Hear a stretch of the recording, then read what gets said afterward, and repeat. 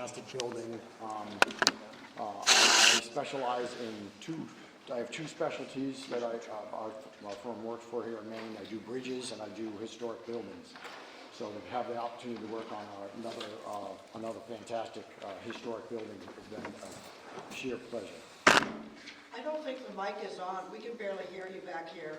She's working on it. We're working on that right now. We apologize for our technical difficulties. I can always hear Brian. Yeah, I got a big mouth, so. How's that? Is that better? Speak, please. So can you hear me now? Yes. Can you hear me now? All right, there you go. So today I brought our 75% progress drawings with us. And what I'm going to do is can I travel with this mic? Is that Yes, you possible? can. Sure. Ways, I'm not sure how far. Yeah, so I'll try to walk you through some of the steps that we've discovered as we've been analyzing the building and bringing contractors out that specialize in historic buildings as well. As most of you are aware, some of the issues at the building, these issues were called out by the Maine Municipal Association. They're the ones that insure the building, and they really held the town of Centerville into, these are the things that have to get done in order to have the building safe enough to occupy again. I have worked with the Maine Municipal Association and their insurance group on numerous buildings around the state, getting them up to compliance, or at least a point where we can get the building occupied again, and then with the promise that the work will continue. So without further ado, I guess I'll just move over to the board.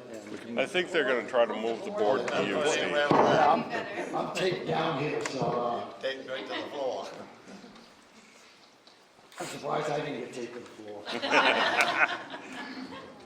Not done yet.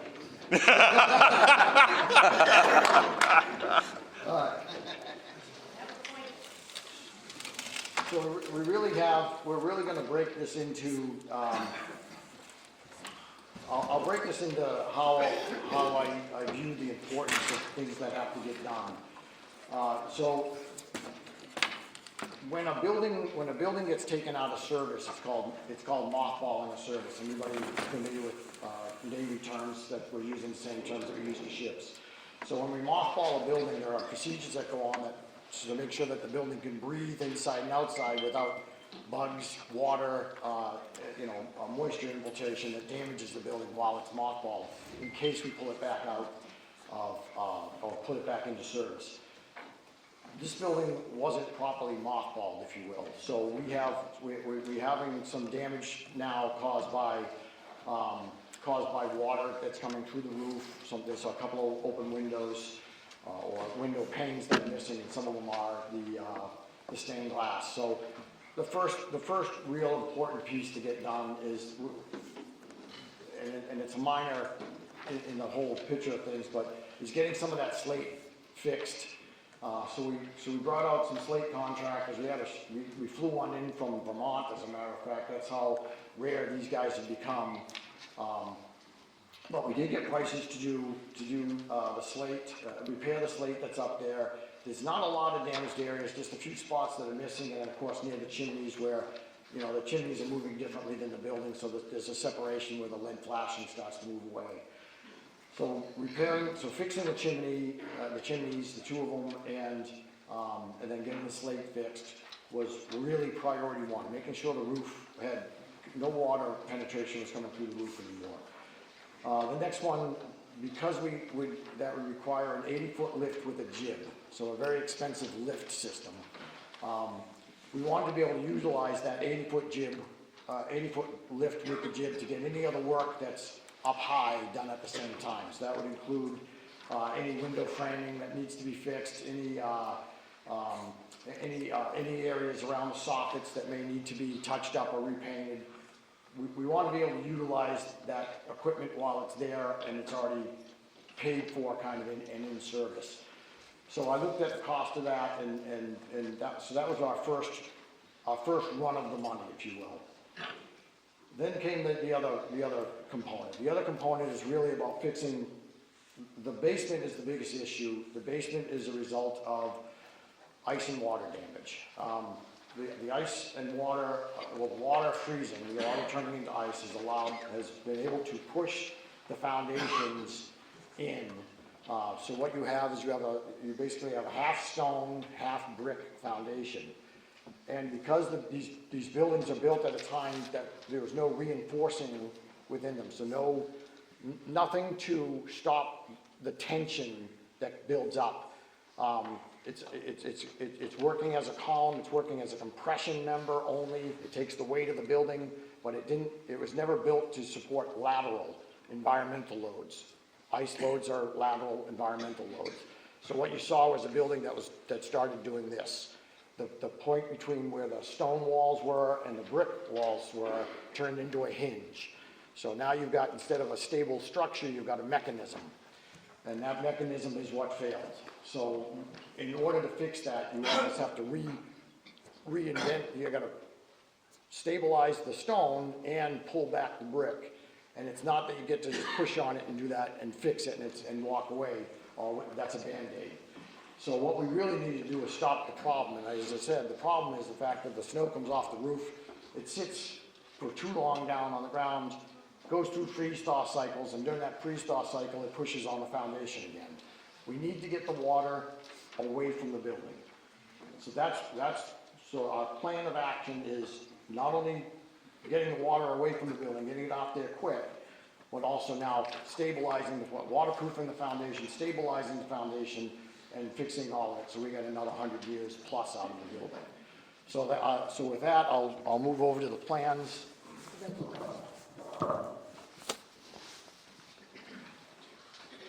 Kind of.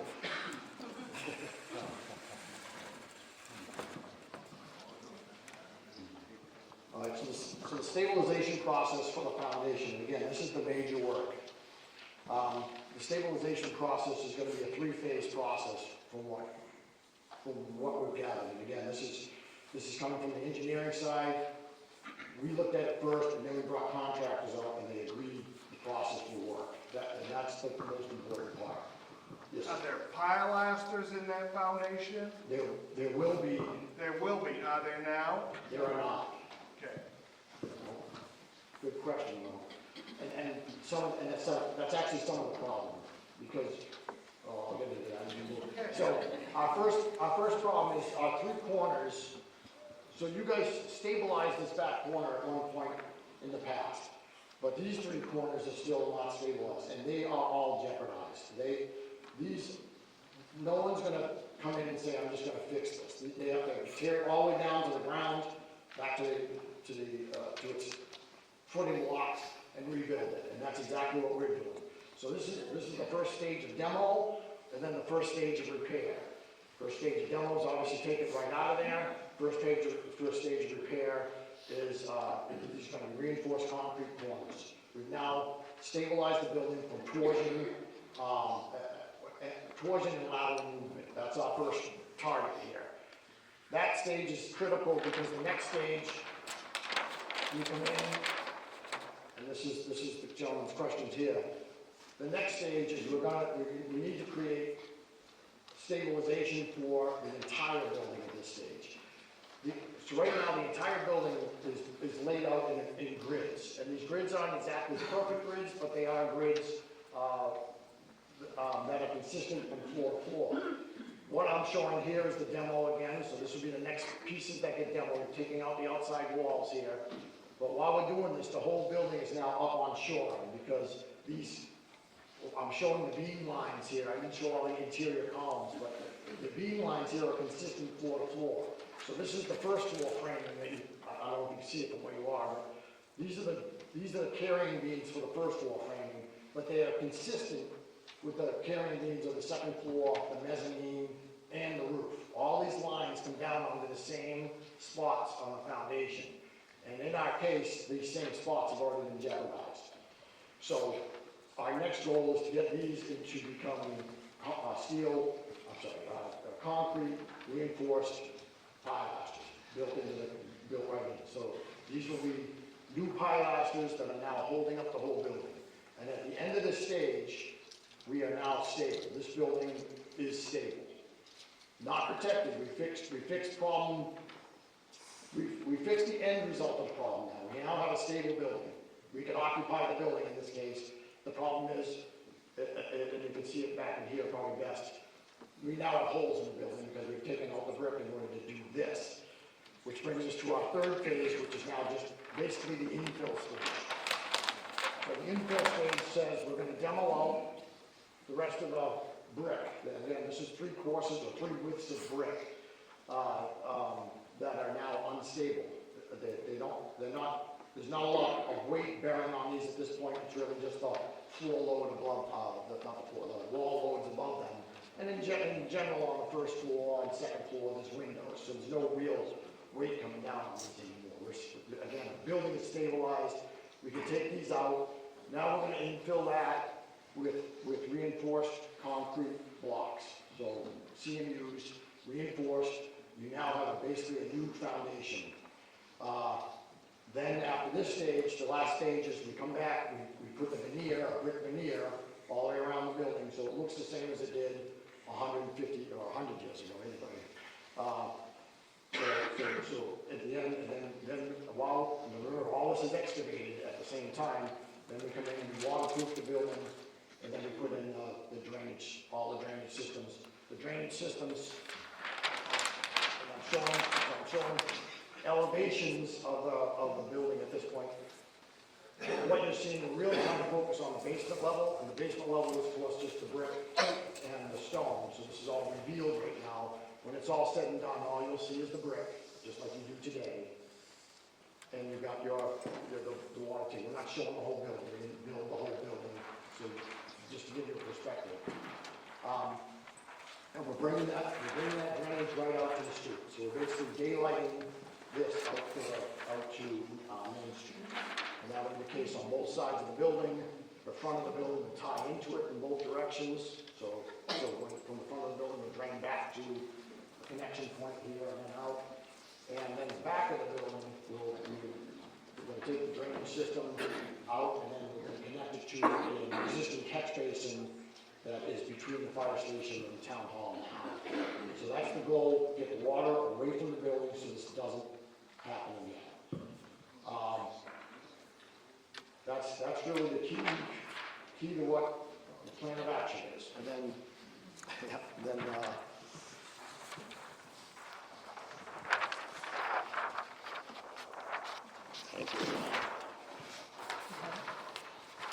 she's like my favorite one.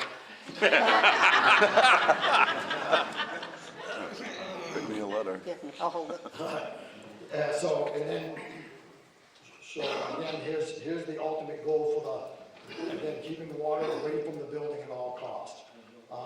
So what we found was the parking lot is pitched in 2 directions right now. It pitches out to the back a little bit here, and there's a swale back in here, and then the rest of it drains back toward the building on this side. And of course, this whole area drains toward the building. And then we got water from the new walkway that drains into the building.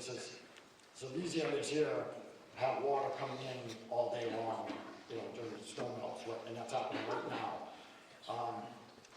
And I'm sure as this snow melts, it's gonna start going into the building as well.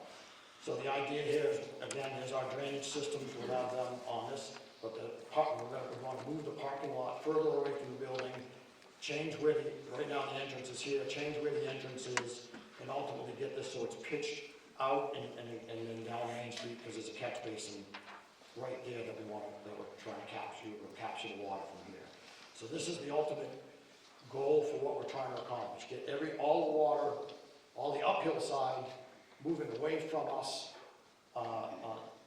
moving away from the building here, and then back in here, we have a catch basin right here. We're gonna move all this water back to that catch basin where it's not all going right now. Right now it has a choice of going toward the building or the catch basin. And then on the downhill side, we've created a swale between the 2 properties that takes the water from that side and moves out to the street as well. We'll see, we'll lose our easel. That was it. That was it? Okay. That's my whole song and dance.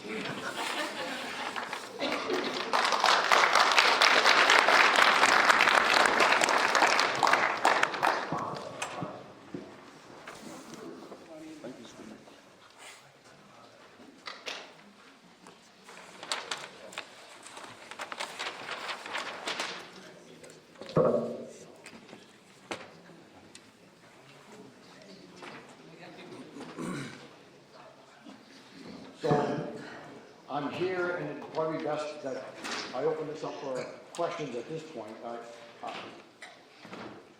And I hope there are some, I hope there are a lot, because this is a pretty exciting project.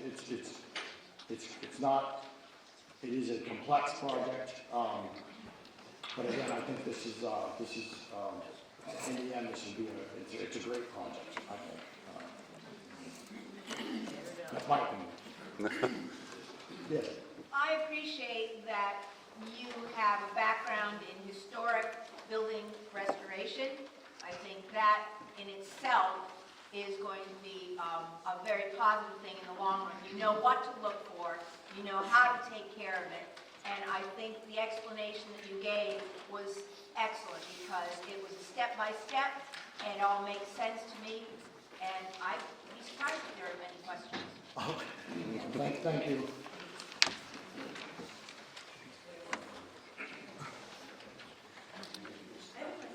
The trees out front, are they going to be removed, replaced, or protected, or will the project impact those?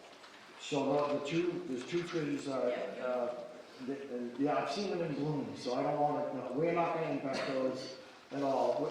You know, if any roots are out where we are, which are about 25 feet away from where the trees are planted now, those roots are going to be obviously torn up, but those won't be enough to hurt the tree.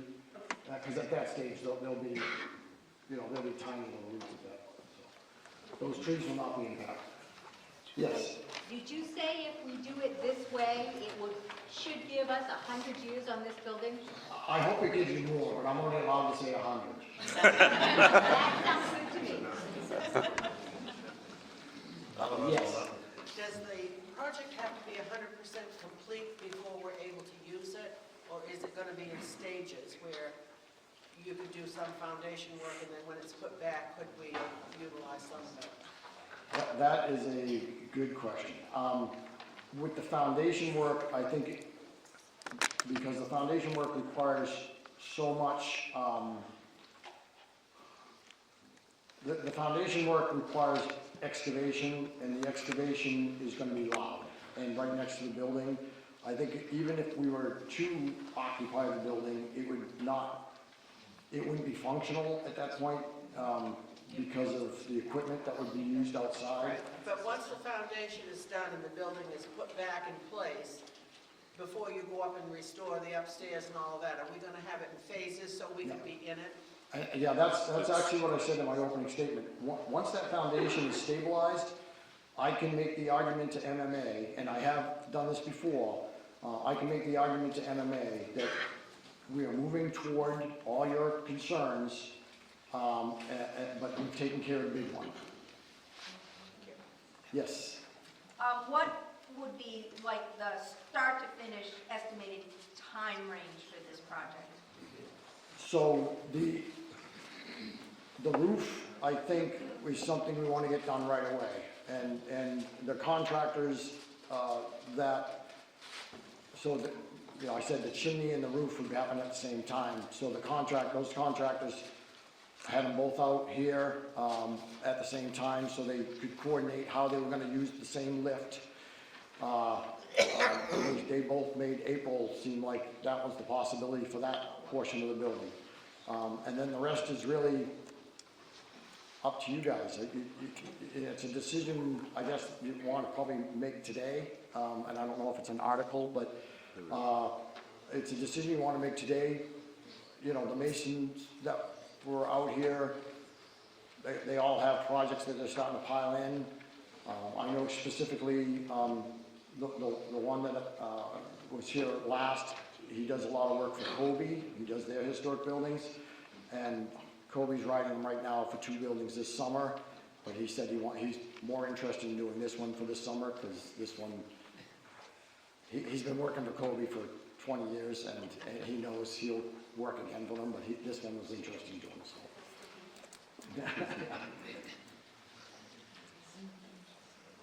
Yes.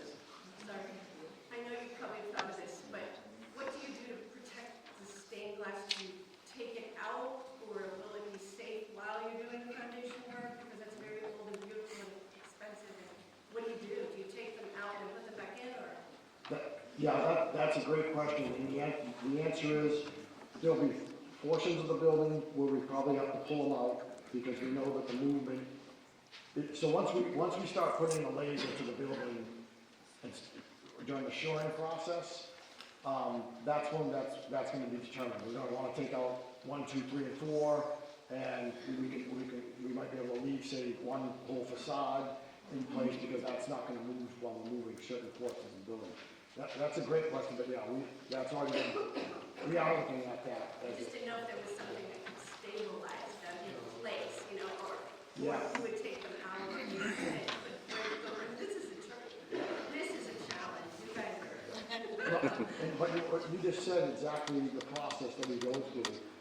And again, I'm gonna let the lasers determine that, because we're not gonna let the building move a quarter of an inch and go, oh, 3/8 might be too much, we don't wanna get to that point. So, yeah, so pulling them out is gonna be a lot easier for us than repairing them, that's for sure. Have you developed any estimates for the cost of each phase of this project? Yes, yes, I have. And have you provided those to the selectmen? I have. I will say I'm hesitant to see them go public, not from the standpoint of, you guys getting to know what the numbers are, but more because when a contractor comes in, I don't want to reveal the cards, if you will. I understand that, yeah. Good idea.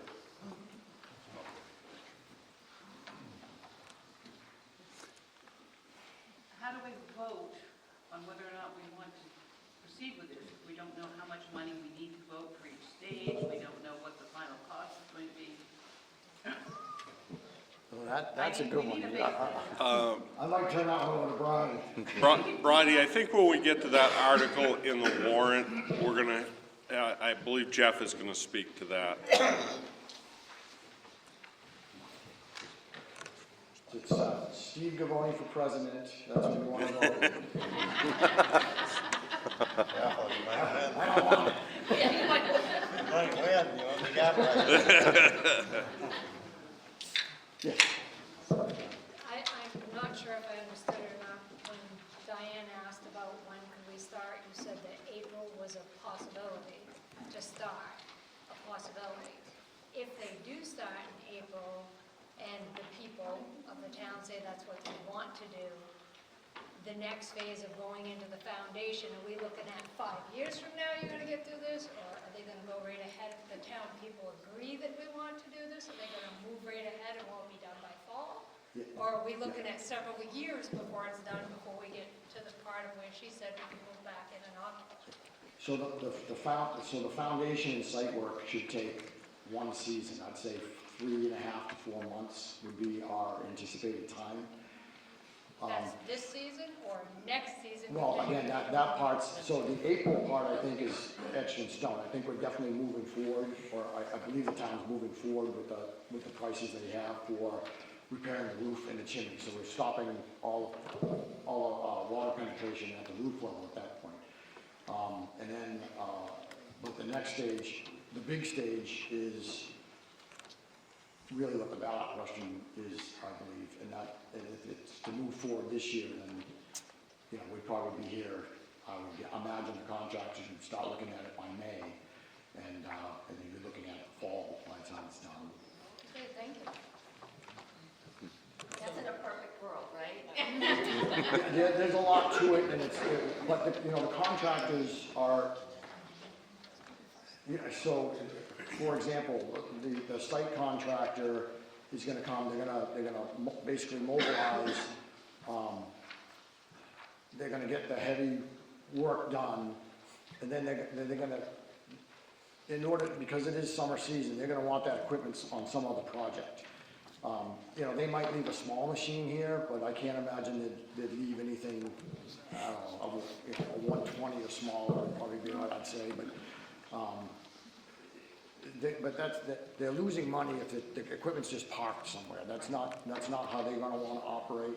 So within their cost, they're looking at it and saying, all right, I'm mobilizing once, I'm mobilizing twice, I'm mobilizing 3 times, because they're gonna have to kind of move around the building with the concrete and the mason. So For that one's the toughest contract because of the way that the process would have to go. But again, they're not gonna wanna be they don't wanna be doing their site work come December either. You know, December in Sangerville isn't always a gentle time. March 28th isn't a gentle, March 29th isn't a gentle time. Yes, So if I understand it right, I understand that, we don't want to talk about what contractors, what their bids were and stuff like that, but we are going to talk about what it will cost us as we get into the meeting more. That will be something that will be brought up as to what all of this will cost us. We have cost estimates, at least for the stages that we're talking Okay. about. Okay. Again,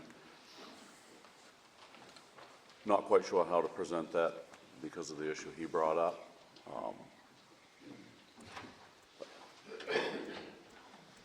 yes. I got a question. I don't think I'm the only one sitting here that's thinking about it, but the $400,000 that we voted on last year, I think most of us want to know how far that's going to get us. Is it going to get us quarter of the way? Is it going to get us halfway? Is that 3/4 of the way through the project? I mean, we're all sitting here thinking about it. Nobody wants to ask it. You don't want to tell us what it costs for these contractors. I mean, it's public information. Right. I mean, I don't think there's one of us here that we voted to have the money spent last year. I don't think there's one of us that's gonna be mad about, knowing that the guy coming to do the roof's gonna make $100,000. I don't think that's anybody's issue. I think the issue now is people just wanna know what's gonna cost us per the steps. I mean, is that something we can do? Yeah, so, when I did my cost estimates, I was a little conservative, and then when I did my cost estimates, I always had a 10% contingency. So those numbers are now built into the numbers that I'm giving to the select board, and I would say that 400,000 is probably, it's just over the 2/3 mark of what I feel this would be about. Okay, so that 2/3 mark, that means, is that roughly like maybe in 2 years? Or? Yeah, there are components of that can be done, like if you're doing a foundation right now, you guys are, I'm gonna say probably 100,000 short. Okay, to I get guess that what one. I'm saying is, I think everybody's thinking it is in 2 years, we're gonna have to come back to a town meeting and say, have to come up with, say, another $300,000. That's what, I guess that's what my point Yeah. is how much more do you think we're gonna have to come up with to get this completed the way that, I think everybody in this town wants that building the way it's supposed to be. We just have to know as a town collectively on how much money that we have to gather for it, so it's done. So I'm a real proponent to incremental stuff. So when I did my estimate, when I did my original estimates, again, I was conservative with the numbers, and I was really looking at, I was about 300 short total in my original estimate, and I broke that down into a 3-year process of 100,000 a year, or 75, or 150 the first year and 75. I have since then tightened those numbers now that I've had the contractors out here, and I can see what we're gonna get for the bang. There's actually, I added work because there was more work that needed to be done than I originally thought, and the numbers still came down from my original conservative estimates. But I would say you're still looking, depending on how fast you want to get components done. So, are you putting in new carpets? Are you putting in, like, how are you dressing up the office spaces and all that stuff? I took all those into consideration. If I was saying it to you right now, I'd say 50,000 a year for the next 6 years, and then some sort of reserve account, not just for this building, but for any of your buildings. That there should be money being put aside for the fire station, the public works, Well, that's buildings. agreed, but I think everybody here, like I said, we voted last year to keep that building, and everybody voted for the money to get that building fixed. Yes. I mean, I think everybody's priority is have the building and fixed. I don't think we're worried about rugs right now. Yep. I mean, I think there's more concerns about the foundation, there's more concerns about, like the lady over there spoke, that, the stained glass. That's a very expensive, process to go through if you have to have it fixed. That's what I'm saying. I said, I think everybody wants to move forward with this project. We just, in 2 years, people don't want to be, Shanghai going, we need another $600,000. I mean, people just want to know what we're facing so we can do it. So I would say hold on, let me grab my updated one, and I know Brian, I didn't say this earlier this morning. Steve's making my job easy.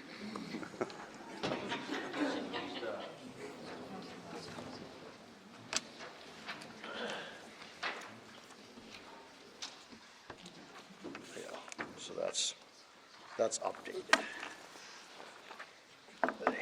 And again, it's got so again, it's conservative with contingencies, and that's based on, a lot of these estimates that have all come in. So that's our magic shortage right there. Okay. And do you feel okay with us revealing this to the people as far as I'm fine with that, contractors yeah. go? I mean, because this is the total, but it doesn't say what, like right now, we don't have a price for this yet, the waterproofing. I estimated that price, but we don't put that out to public. That number can be, so I'm gonna throw, just based on where I'm at, I'm gonna throw the cost of this project is $750,000. Okay, perfect. Sorry, another question I have. Are you just the engineer, or are you going to be the general on this job? Is there going to be somebody that's going to oversee this job once you leave? I included, so I do not have a contract to be overseeing it, but I did include a cost for that in here, and we certainly would be happy to do it. I have a gentleman that works for me, his name is George Bell. He was with Chimbro for 49 years, and he's now my construction manager. So I definitely have a qualified individual who would be happy to take that on. Well, these are just questions that I think people want answered, because like I said, we've got a pretty decent board of selectmen now.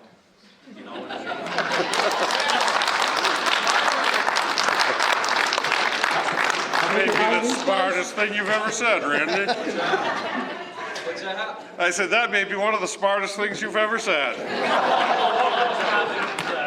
I guess the point being is, like I said, we voted to have this building fixed, but there needs to be somebody that's gonna take you by the horns and just do it. Like I said, if you're gonna be that man, you're gonna, perfect, kudos to you.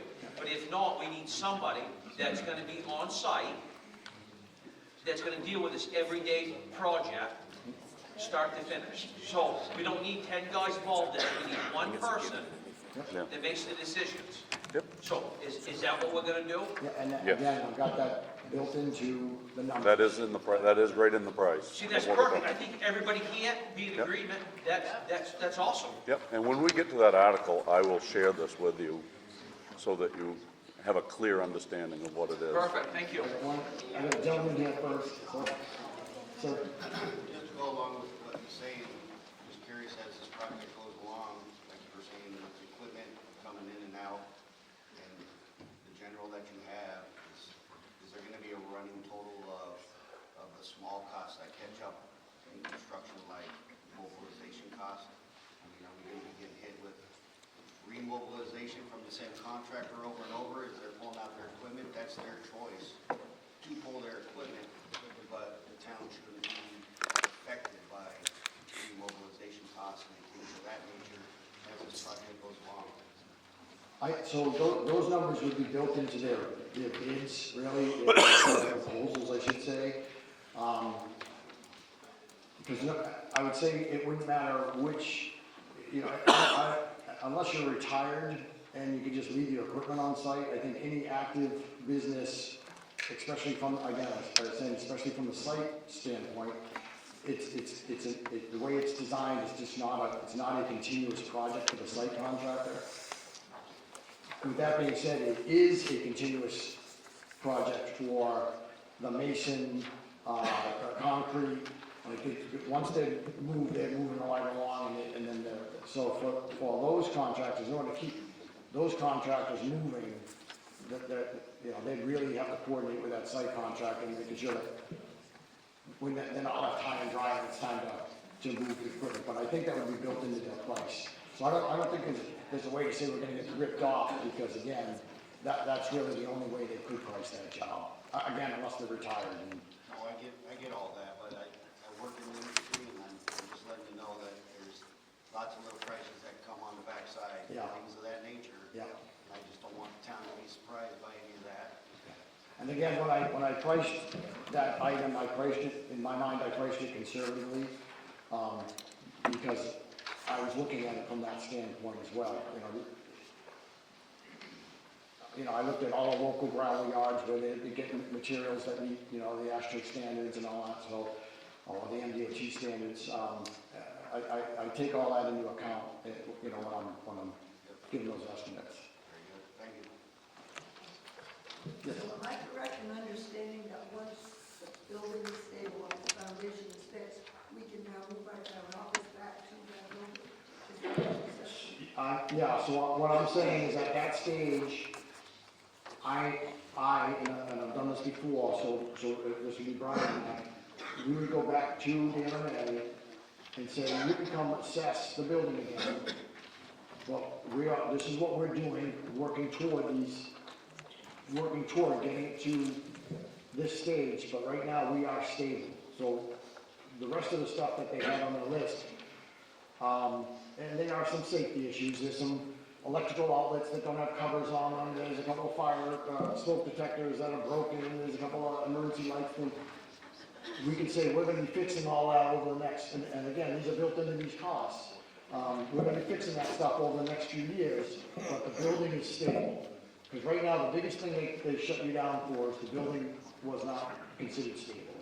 If there had been, say, a major wind event, or, so again, that environmental loading that I talked about earlier, environmental loading is that lateral loading.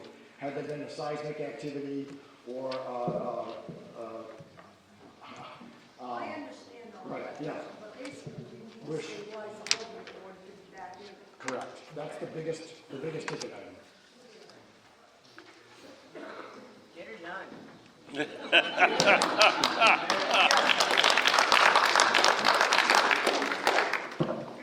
Yes, sir. Will there be some type of insulation barrier in and around the areas? Between the foundation and, again, I am looking at that. So once we get the building stabilized and from the outside, so we're completely excavated along any of the edges, that's when we waterproof it. And that waterproofing it's a spray-on rubber coating is what it is. We did this at the Skowhegan Public Library, is one building we did it for. 151 Water Street in Skowhegan was another one we did it for. I did it for a building in New Hampshire. So it's about a 1/2-inch rubber coating. So the problem with that is we don't want, when you do that, you want the foundation to be the same temperature as the inside of the building, or the inside of the basement. So let's say 45 or 50 degrees. You don't want it you don't want it moving differently. So that then you can do the insulation, which would be another spray coating. You do that from the outside, and that's all the stuff that would be under grade at that point. And then then when you go into the inside of the building, you can do the spray foam along the CMU block that is proposed in that phase 3 component. So that's the process that we use that. I know we have to have something, good in that area. Yeah. Between hold up.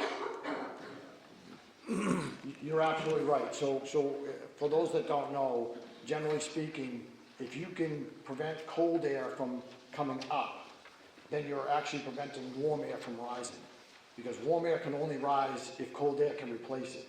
So the basements, if you insulate a basement, you are saving about 30% of the cost of fuel, because you're not allowing cold air to replace warm air.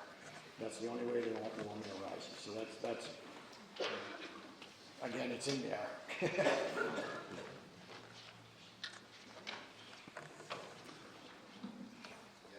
Yes, sir. What kind of guarantee does the town get we're not gonna be sitting here 20 years from now telling us that we can't buy insurance on the buildings because of the issues that it has? We can't use it because we can't buy insurance on it right now. When you do this work, what kind of guarantee does the town get that we won't be sitting in this position again a decade from now, 2 decades? You know, we're gonna spend all this money and then you're gonna tell us, well, you can't buy the insurance, well, you gotta pay more for insurance than most people because you've got no bill.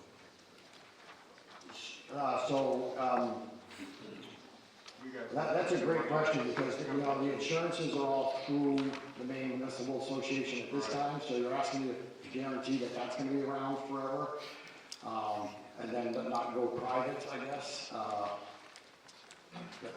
That's a hard promise for me to make, because that's government run. But are you asking what their guarantee is for the work? Yeah. What is your guarantee on your work that you're doing on that foundation? You giving us 20 years, 50 years, 100 years? Or are you just saying I'm doing the work and here it is, boys? So again, when the building code requires, there's two, this is actually a very good question. There are two entities, I guess, that regulate what a building in-service time is. And sometimes you can see this, right? If you went to buy a new home, what's the maximum length that you can take a mortgage out for that building? What used to be 20 years, and then it went to 30, and I think now it's 40, is that correct? So that's what the tax code considers the maximum time that building is gonna be in service. And that's the maximum time that the bank is willing to risk insuring that building. So now you have one entity that takes it in that respect. So the banks and insurance would use those same building codes and that same principle on the quality of the building. Right. Now the building code is looking for something more sustainable. So they're looking for something in the 50, 75, 100-year range. What are you planning for? I'm planning for this, I'm planning for the work that we're doing with the foundations to be another 100 years.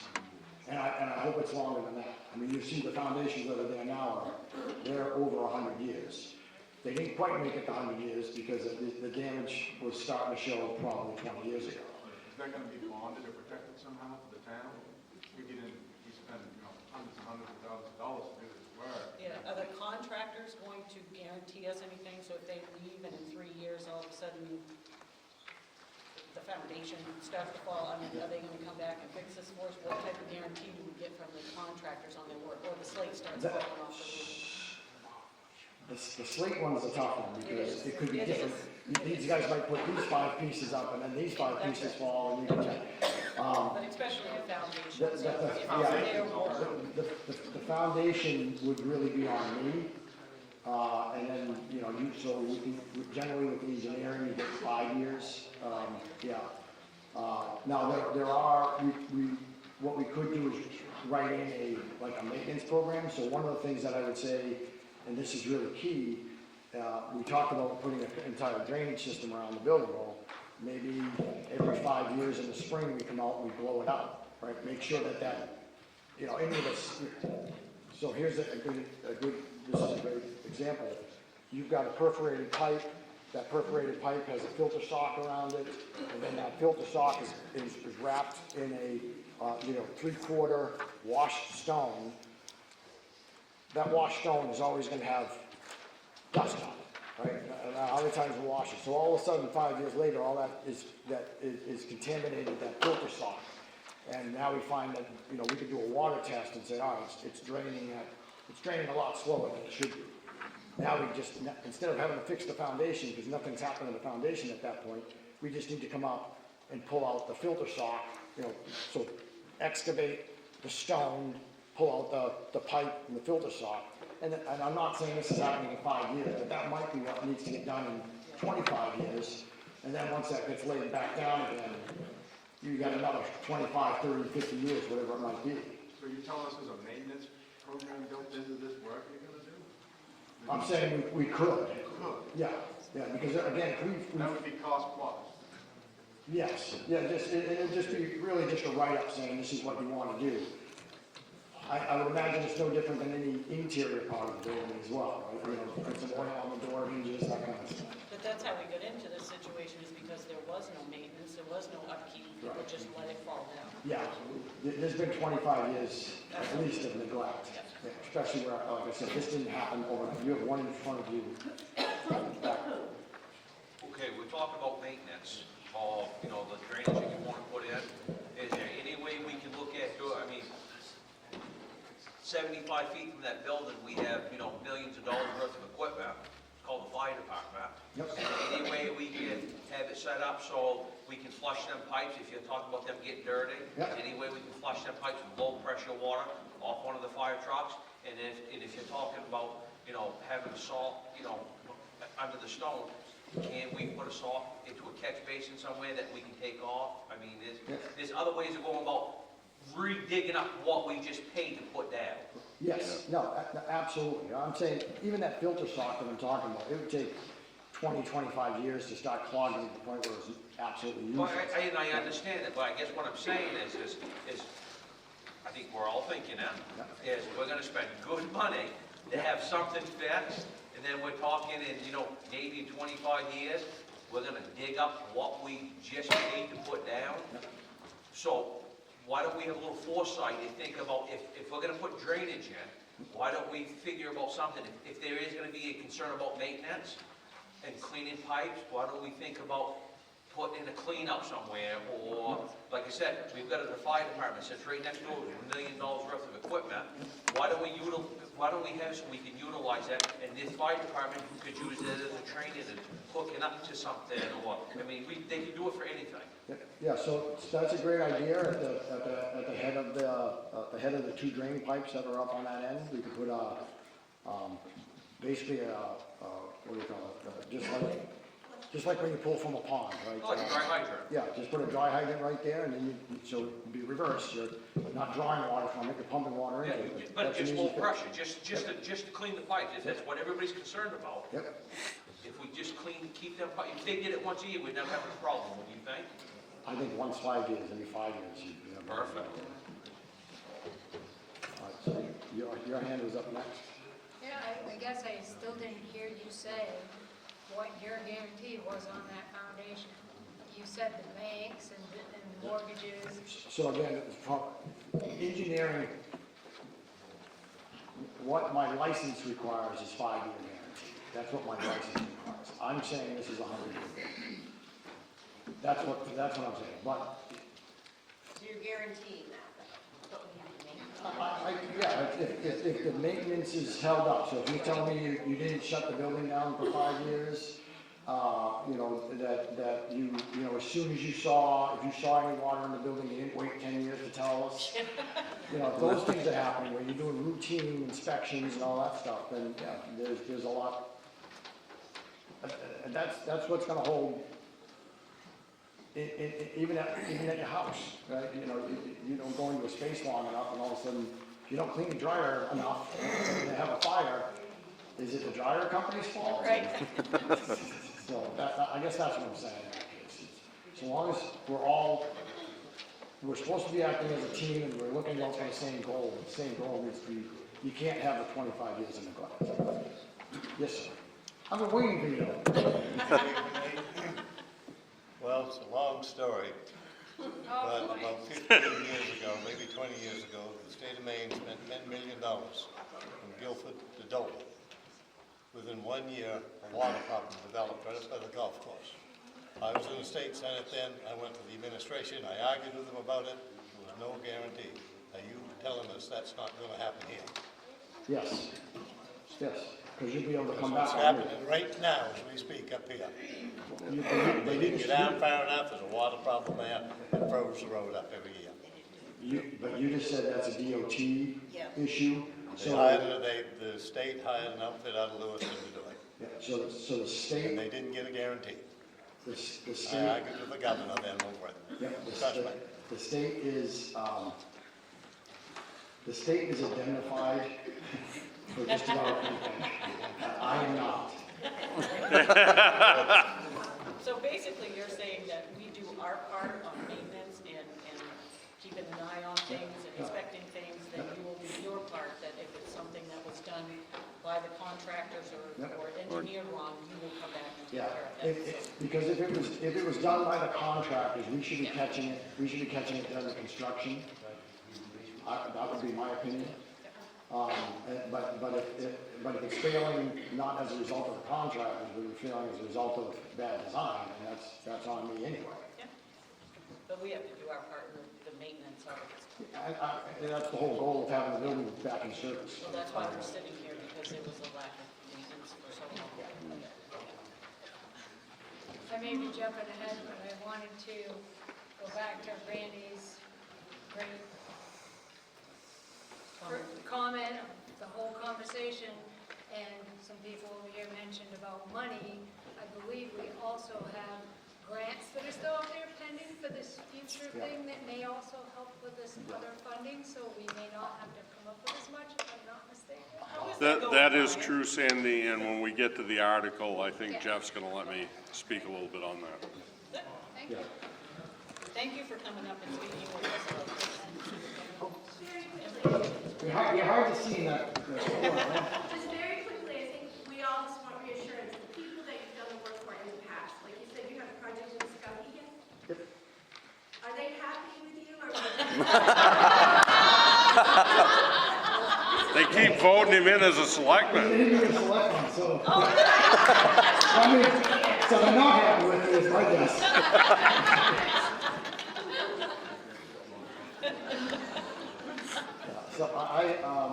So Wentworth Partners, and this is one of my projects, Wentworth Partners actually won a historic award from the state of That's what we Maine. want to hear. Yeah.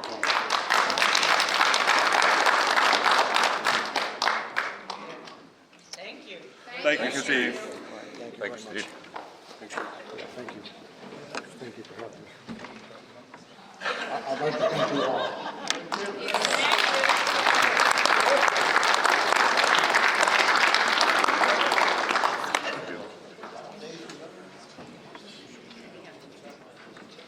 Okay. To Richard Hall Jr., resident of town of Sangerville in the county of Piscataquis, state of Maine. Greetings.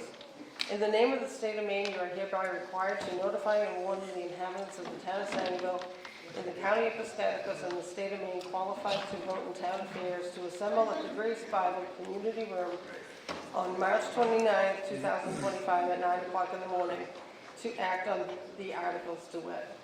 We'll dispense with the reading of the articles.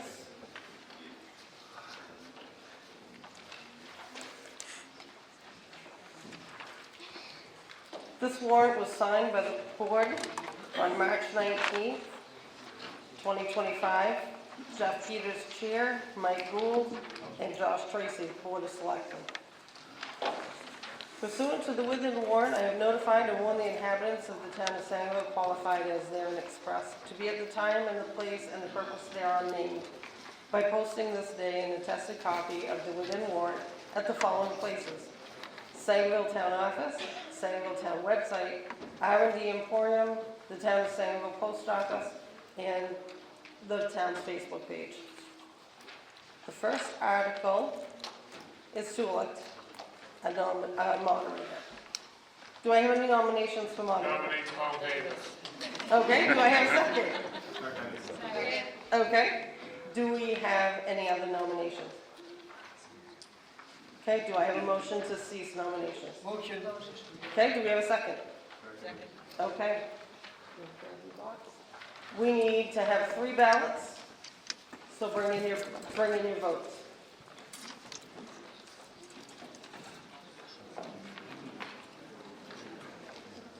You should send pass it around and let whoever wants to vote, they can vote. Here you go. Got 3, there you go. Has everyone voted that wishes? Ma'am. Okay, then, Paul? Not the worst. We have 3 ballots for Paul Davis.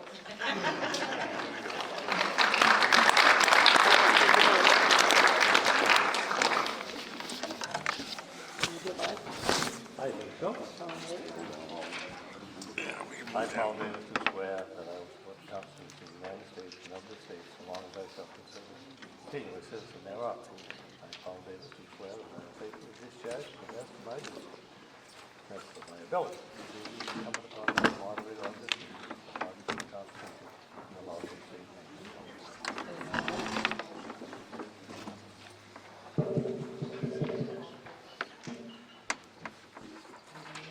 Thank you. Is our engineer still here? Is he gone? I was going to ask him if they've been through bankruptcy. Who knows? Let's all stand and say pledge allegiance to the flag that we love and the country we love. I pledge allegiance to the flag of the United States of America and to the republic for which it stands, one nation, under God, indivisible, with liberty and justice for all.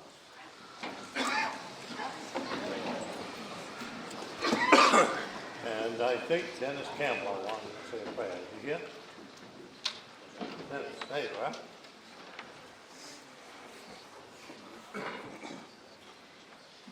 I invite you to bow your heads. Lord of all the earth, today we have the privilege of making decisions that will provide for our town's future. And Lord, we thank you for that privilege. So many people in this world can only dream of a place where their opinions, their voices, and their votes would be counted. Many long for a tomorrow devoid of fighting and bloodshed. And again, Lord, we thank you for our safety in this small corner of our troubled world. May our decisions today be sound. May our words be kind. May our leaders have the skills of Moses, the patience of Job, and the wisdom of Solomon. And may each of us have the compassion of Jesus as we share in the future of our town. Amen. Amen. Thank you, Dennis. Okay, Article 2, to adopt the Maine Moderator's Manual published by the Maine Municipal Association as authority on the rules and procedures of conducting the annual meeting. I have the most recent copy of it right here, provided to me. And if there is no objection, we will just move on with Article 3. Is there any? Seeing none. Article 3, to ascertain if non-resident speakers are present and whether or not inhabitants wish to call upon them to be heard. We need to pass this article because our town manager lives in Dover, not here. And if we want to hear from him, he's going to have to be allowed to speak. So would somebody make a motion to pass the article, please? We have a motion. Do we have a second? We have a second. Discussion? Hearing none. All those in favor, raise your hands. All those opposed? You don't get out of it. Guess I have to stay. Okay, Article 4, to elect one selectman, assessor, and overseer of the poor for a 3-year term and to fix compensation. We have nominations. I nominate Josh Tracy. We have a nomination of Josh Tracy. Do we have a second? Second. We have a second. Other nominations? Hearing and seeing none, I would entertain a motion for nominations to cease. We have a second? Second. Discussion on that motion? Hearing none, all those in favor? All those opposed? It's a vote. It takes 3 written ballots to elect a selectman, so we have to have written ballots.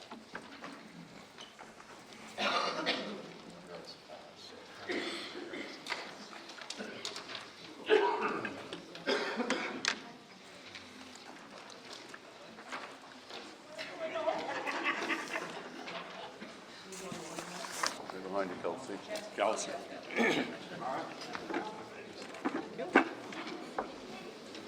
Thought you were going to get out of that one, didn't you, Bob?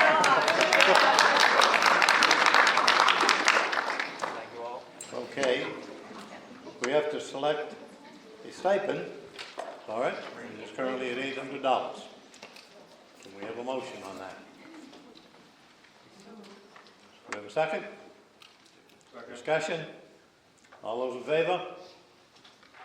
Okay.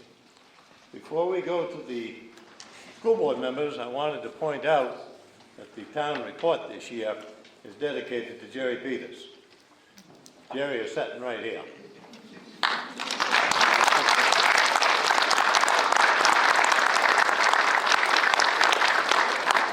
So there's an error. We talked to the school board, and we need only one person for 26, and then one for 2000. Okay, we need, in the warrant that's in your town report, it says one board member for 1 year, one board member for a 2 year. The 2 year is not, it doesn't, we don't have to do it. But we do have to do the other two. We have to have a one board member for 1 year. Is that correct? Yes. Would somebody like to nominate somebody? I nominate Kelly Winetta. I second it. We nominate Kelly, who was that now, please? Kelly Winetta. Is that you? Good. Other nominations? Hearing and seeing none, it takes 3 written ballots again. We gotta have the name. We gotta, how do you spell your name? Lunetta, L-U-N-E-T-T-A. L-U-N-A-T-T-A. ETTA. E-T-T-A. And we gotta have 3 ballots. And we gotta do this. We don't have to do one for three of them. We got her. She's elected for 1 year.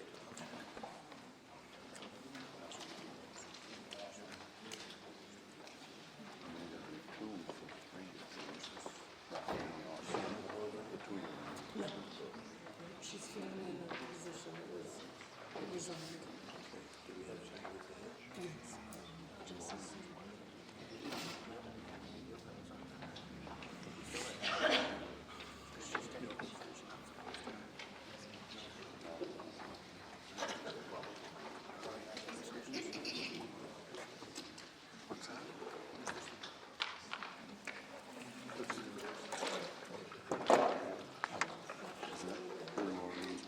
Yeah, she resigned because she took teaching in school.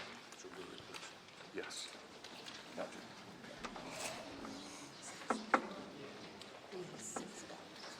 You got 6 ballots, Kelly. Congratulations.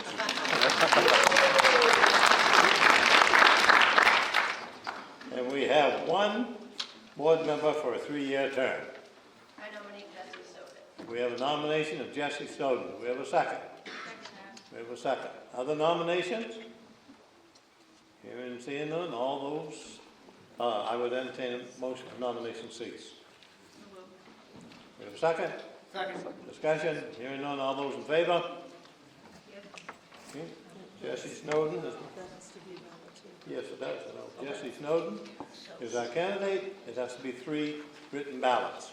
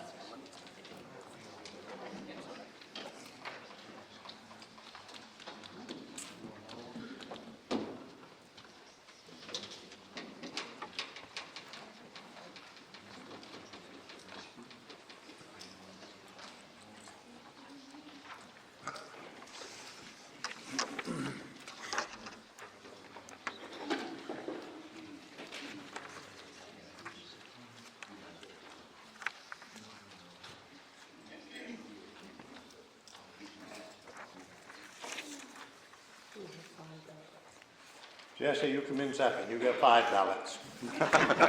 Congratulations. Just stand up. Stand up. Kelly, would you stand up, please? We've got 2 new school board members. It's quite a task. Some of us have been there before. Okay, moving on. Article 5. To see if the town will set a date when taxes on real estate and personal property are due and payable. and to set a rate of interest to be charged on taxes unpaid after said date. The recommendation due date is August 31st, 2025. The maximum allowed is 7.5% per N, Title 36, MRSA 5054A. The recommendation of the Select Board is 7.5 per annum is charged after August 31st, 2025 on unpaid balances. We need a motion. Motion. We have a second? Second. Discussion. Point of order. Yes. Do we need another select board member, I mean, not select board, school board member? No, It says No. two board No. members for a 3-year term? it does, but We're all set? Okay. we only need one. They're done. And you didn't need Okay. one for the 2-year term? No. No, Okay. no, Thank you. no. They checked with the school department and it doesn't expire. So we need a motion. Did you make a motion on this? Do we have a second? Discussion? Hearing none, if you favor Article 5 as I read it, please raise your hands. If you oppose it, raise your hand. It's a vote. Article 6, to see if the town will authorize prepayment of real estate and personal property taxes and pay no interest thereon. We have a motion? Motion. We have a second? Discussion? Hearing none, if you favor Article 6 as I read it, please raise your hands. If you oppose it, raise your hand. It's a vote. Article 7, to see if the town, in accordance with Title 36 MRSA 506A, will vote that a taxpayer who pays an amount in excess of that finally assessed on April 1st, 2025, shall be repaid the amount of overpayment plus interest from the date of the overpayment at an annual rate of 2%. The recommendation from the Select Board is the 2% per annum. And the note on there is, this is referring abated taxes. Do we have a motion to accept it? We have a second? Why not 7.5? We have a second? Discussion. Did you have discussion? I don't understand why it wouldn't be 7.5. Set by the state, isn't it? My understanding is that was set by the state. Set by the state, so they can charge, so they can do. Okay. Okay? Any other discussion? Eric? I can recall that there used to be a minimum differential in the statute between the amount that you pay on abated taxes and the amount you charge on late taxes, and I'm wondering if this complies with that.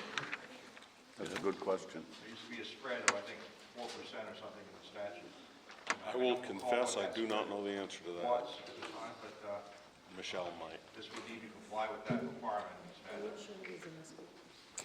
Not sure what you're asking, Eric. The town manager said he confesses he doesn't know the answer. And Michelle, is he, go ahead. I'm sorry, Eric, I missed your question. There, to my recollection, the law, the state statute on abatements of taxes and interest on late taxes imposed a maximum spread between the amount that you charge on late taxes and the amount you pay on abated taxes. And that's what this My question, recollection is that that's something like 4%. it's, the state set the 3%, or I'm sorry, the 2%. It's what? 2%. Yeah, but isn't there also a maximum spread between what you charge on late taxes and the amount you pay on abated taxes? Right, the 7.5 is for late taxes, and the Right. 2% is for abated. He's saying Okay, there's still a, not understanding my question. Right. There used to, 5.5 spread is what you're saying, right? yes, and is that 5.5% spread consistent with state law, which, as I recall, it used to set a maximum differential between those two rates? They gave us those rates. The state sends us a notice every year, and those are the rates they're telling us we can charge. Thank you. Any other discussion? Hearing and seeing none, if you agree with Article 7 as it's written and as I read it, please raise your hands. If you oppose it, raise your hands. It's a vote. Article 8, to see if the town will allow a discount of 2% on taxes paid in full before 5 p.m.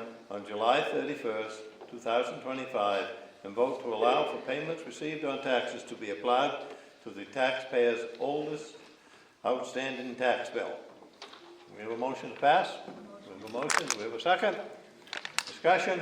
Anybody? If you favor Article 8 as I read it, please raise your hands. Opposed? It's a vote. Article 9, see if the town will authorize the select board on behalf of the town to increase the cost of a cemetery lot from $150 each to $200 each, along with a recording fee for the deed of $25 for a total of $225. And from the sale of the lots, 50% of the revenue shall be put in a perpetual care trust fund money market account. Can we have a motion on that? Do we have a second? Any discussion? I have a Right. question. It says the 50% to go into the trust. We can only get the interest back out. Is there a reason we changed it from the 30% to the 50? Mr. Moderator? Go right ahead. Yes, there is. We found that perpetual trust fund is quite a bit lower than it should be. Apparently, somewhere in the past, money was taken from the principal of it. The other thing, one of the reasons we changed banks here recently is because we were getting very low return on our investment. So, we've changed banks to get a higher return on the investment. We're asking for 50%, which tends to be a standard in a lot of towns when you go in and buy a cemetery lot. 50% goes to the town for, various and sundry, hopefully to help maintain the cemeteries, and 50% goes into that perpetual care fund. The idea is the principal of that perpetual care fund is not touched, and we take the interest from that perpetual care fund every year and use that to offset the cost of maintaining our cemeteries.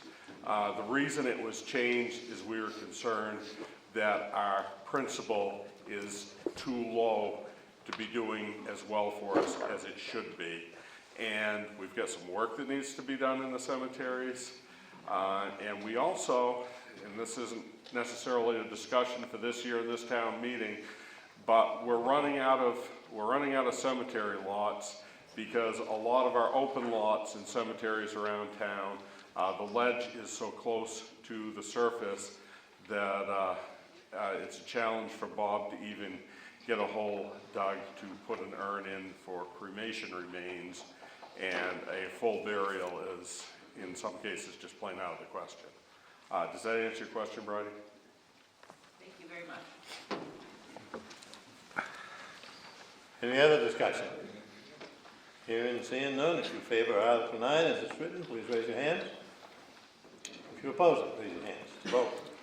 Article 10, tax acquired property. To see if the town will authorize the select board on behalf of the town to sell and dispose of real estate and personal property acquired by the town for non-payment of taxes thereon, in accordance with MRSA 943C, sale of foreclosed properties, paragraph 3, subsection A. The select board shall engage a real estate broker or licensed agent to list the property for sale at the highest reasonable price. The proceeds of the sale shall be used to pay all taxes and expenses due to the town, and the remainder of the sale profit being returned to the former owner. We have a motion? We have a second? Discussion? Anybody? I have a question. Do these properties go in the paper? No, we're required to list them with a real estate agent, and the real estate agent handles the transaction, brings us basically the highest return for the property owner and the town of Sangerville, and then we vote on that in a select board meeting to accept the offer and sell the property. And the real estate agent is required to put it on the MLS, right? Yes. Okay, thank you. Okay. Any other discussion? Hearing and seeing none, if you favor Article 10, as I read it, would you please raise your hands? If you oppose it, it's a vote. Article 11, to see if the town will authorize the selectmen to spend only those funds necessary for the operation of the town of Sangerville during the period from January 1st, 2026 to the 2026 annual town meeting. We need a motion. There's a typo there. Ours says 25 to 25, so you mean 26 to 26? And, It's from it says January 1st, 26. That's what I'm asking. 26 is what 26, is, okay. That's what's written here, is 26. yeah, January 1st, 25 to the annual town meeting. Yeah. It's kind of covered that. We've already covered that, that's right. 26 We need a motion. Do we get one? So moved. Do we have a second? Discussion? Hearing none, all those in favor of Article 11, please raise your hand. All those opposed, raise your hands. A vote. Article 12, see if the town will authorize the select board to accept or refuse any donations or gifts on behalf of the town. Do we have a motion? Motion? Do we have a second? Second. Discussion. Mr. Stumfeld. Does that include conditional gifts? I mean, for example, somebody offered the town 1,000 acres to be run as a game park with no deer hunting allowed. Would the selectmen have authority to approve that under this article? I believe we would not want to. I'm sorry, what? We would not want to. Well, but I mean, gifts like that, normally the town meeting is asked to approve conditional gifts because the law requires the town to perpetually comply with any conditions that are made on a gift. So I'm just wondering if this was intended to include conditional gifts or if it was just unconditional donations.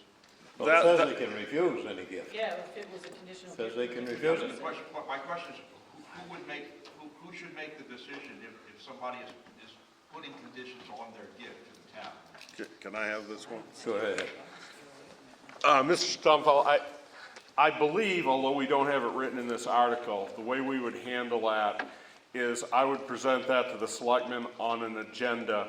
We would discuss it, and we would say, okay, this is a decision that needs to be made by the people. Much like there's an article later in your town meeting that is a decision that we felt needed to be made by the people. So depending on whether it was a gift that they needed a response within a finite period of time, we would call a special town meeting in accordance with the law, or we would bring it onto the warrant of the next annual town meeting. Does that answer the question? It does. I mean, selectmen always have discretion to send things to the town meeting, even though they have authority to act on it. But that's my underlying question is, does this leave it in their discretion whether to bring it to town meeting or not? I believe it does.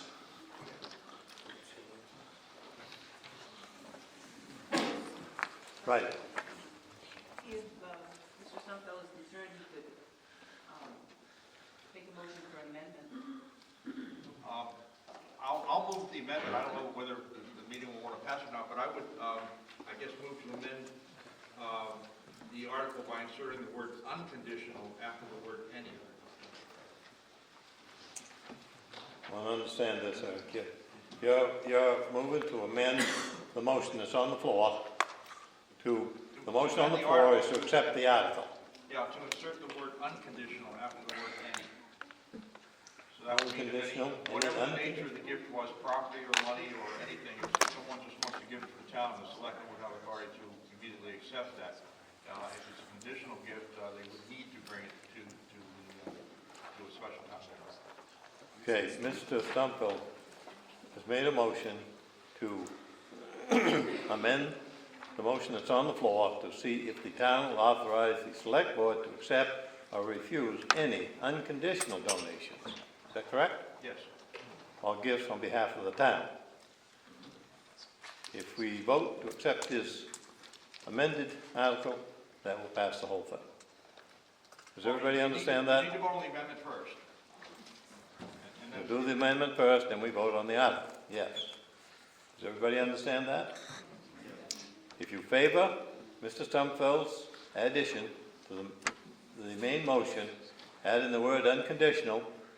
If there's any discussion on that, any further discussion before we do it? Was there a second on that, Paul? Second? Yeah, there is now. Okay, there we go. Is there any discussion?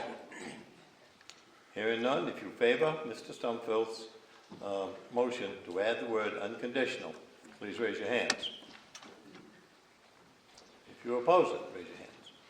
Okay, the motion now says to see if the town will authorize the select board to accept or refuse any unconditional donations or gifts on behalf of the town.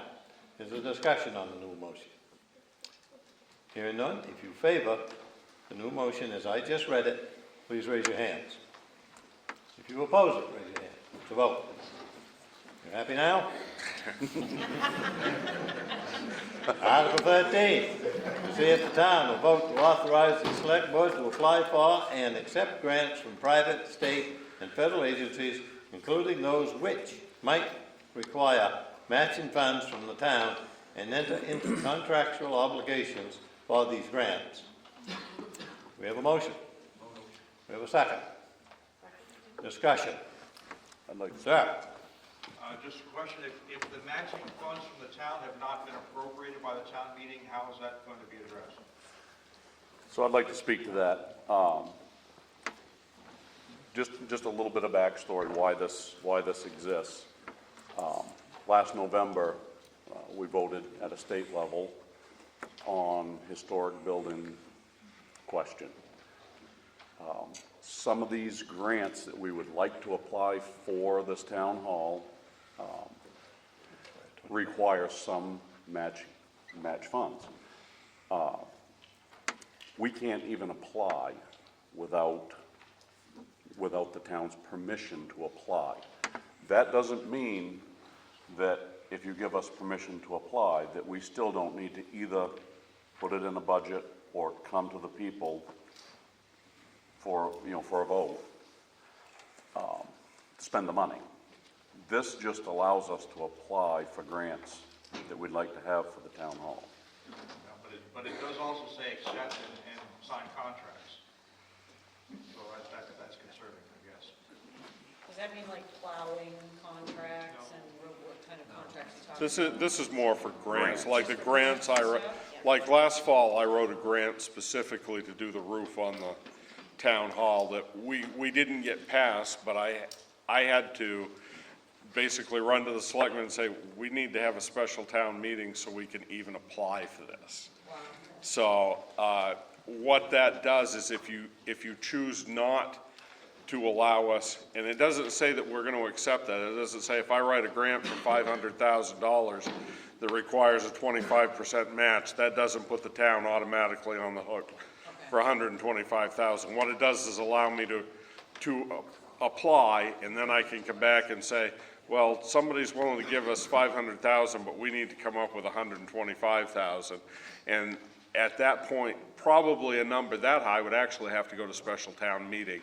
But we can do it after we apply, not before. Okay.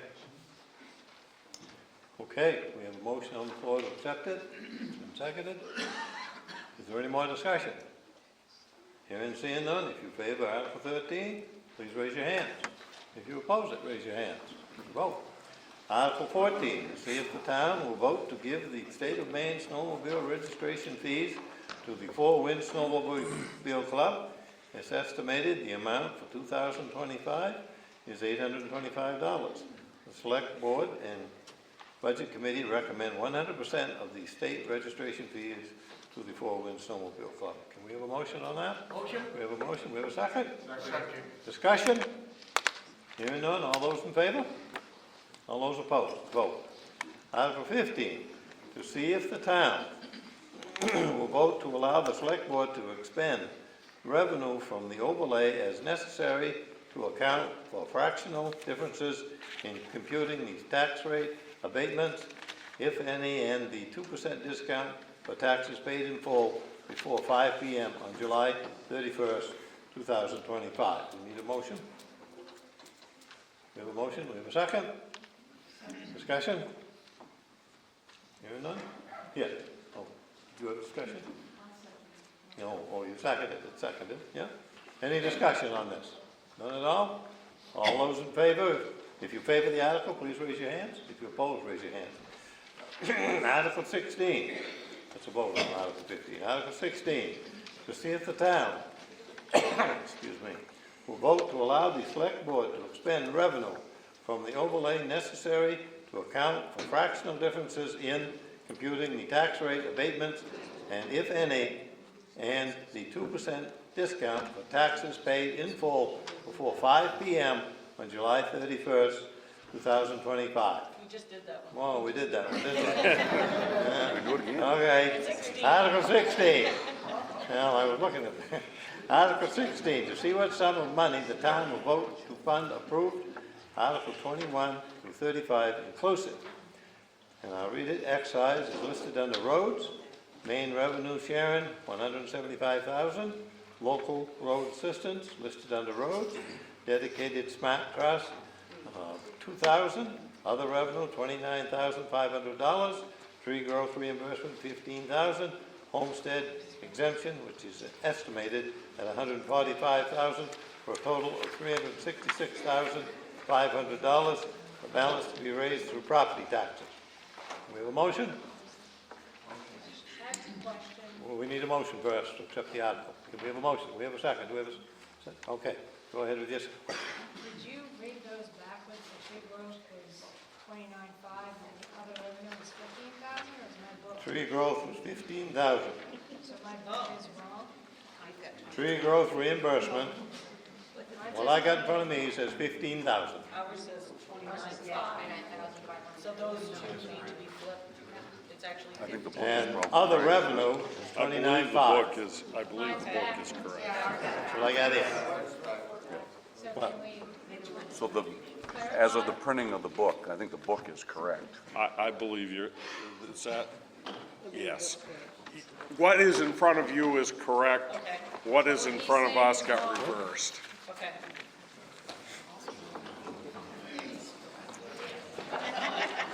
So basically it was a typo. So it's a typo. Typo, yeah. On our end, yes. Okay, so we have a motion to accept the article as I read it. as I read it to you. So, we Mr. all, Davis. I read it right here. So, it's wrong. Could you just read the numbers portion again, please, Paul? Because yours is wrong. Reread it. Okay. So, Sorry, Paul. if there is no objection, we will go by the book instead of the warrant. So I'll ask, is there an objection? no objection. If there is no objection, then we will go by the book. And we will switch it from tree growth reimbursement, 29.5, other revenue, 15,000. What I'm reading right here says it the way I had it. Okay, we need another motion. Give us a motion on that to accept it. Do we have a second? Any discussion? Yes. Okay, if you favor the article, please raise your hands. If you oppose it, raise your hand. My understanding, this money is going to be used to offset future articles. Is that correct? Yes, correct. Article 17. Let's see if they got things backwards here. To see if the town will vote to authorize the select board to use up to $15,000 from undesignated revenue in the event of overdrafts, unforeseen events, emergencies. Any use of this contingency arrangement must be voted on at a select board meeting, and the expenditures will be listed in the subsequent town report. Transfer of undesignated revenues in the excise of $15,000 must be authorized by the vote at a special town meeting listed as follows. Fire department grants, $88.80. Animal welfare, $1,903.99. Municipal guards, $339.06. Road equipment, $85. Road signs, $515.45. And cemeteries, $40, for a total of $2,972.30. Can we have a motion on the article? Motion? Have a second? Second. Thus, discussion. Mr. Stumpo. Those list of items, were those from 2024, or were those last year's overages? believe Those that's one were of- just informational, they don't really require approval Yes. because they're under 15,000. Right, and that is last year's use of that money, and this article states next year we'll have the same list for you in the town report of what we do this year. This is an accounting of what we did with it last year. The discussion? All right. Okay, hearing none. If you favor the article as I read it, Article 17, please raise your hands. And if you oppose it, raise your hands. Put it to vote. Article 18. You don't want to do 17 over, do you? Article 18, to to see what sum of money the town will vote to raise and appropriate for general government, not to exceed $394,370 as follows. Carry forward from 2024, $10,900 to be raised, $383,470. The recommendation by the select board and the budget committee is $394,370. Can we have a motion? We have a motion. We have a second. Discussion. Anybody? Hearing and seeing none. If you favor the article, as I read it, please raise your hands. If you oppose it, raise your hands to vote. Article 19, to see what sum of money the town will vote to raise and appropriate or appropriate for the fire department, not to exceed $79,880, and to allow any unspent balance left in the account to be transferred over to a reserve savings in the savings account at the end of the fiscal year. The recommendation by the select board, fire chief, and budget committee is $79,880. Can we have a motion? Motion. Have a second? Any discussion? Hearing none, if you favor Article 19, please raise your hands. If you oppose it, raise your hands. Vote. Article 20, to see what sum of money the town will vote to raise and or appropriate for the fire department reserve savings account. $28,000 as follows. Carry forward from the 2024 fiscal year, $10,000. Solar farm license fees, $18,000, for a total of $28,000. And the, yeah, 28.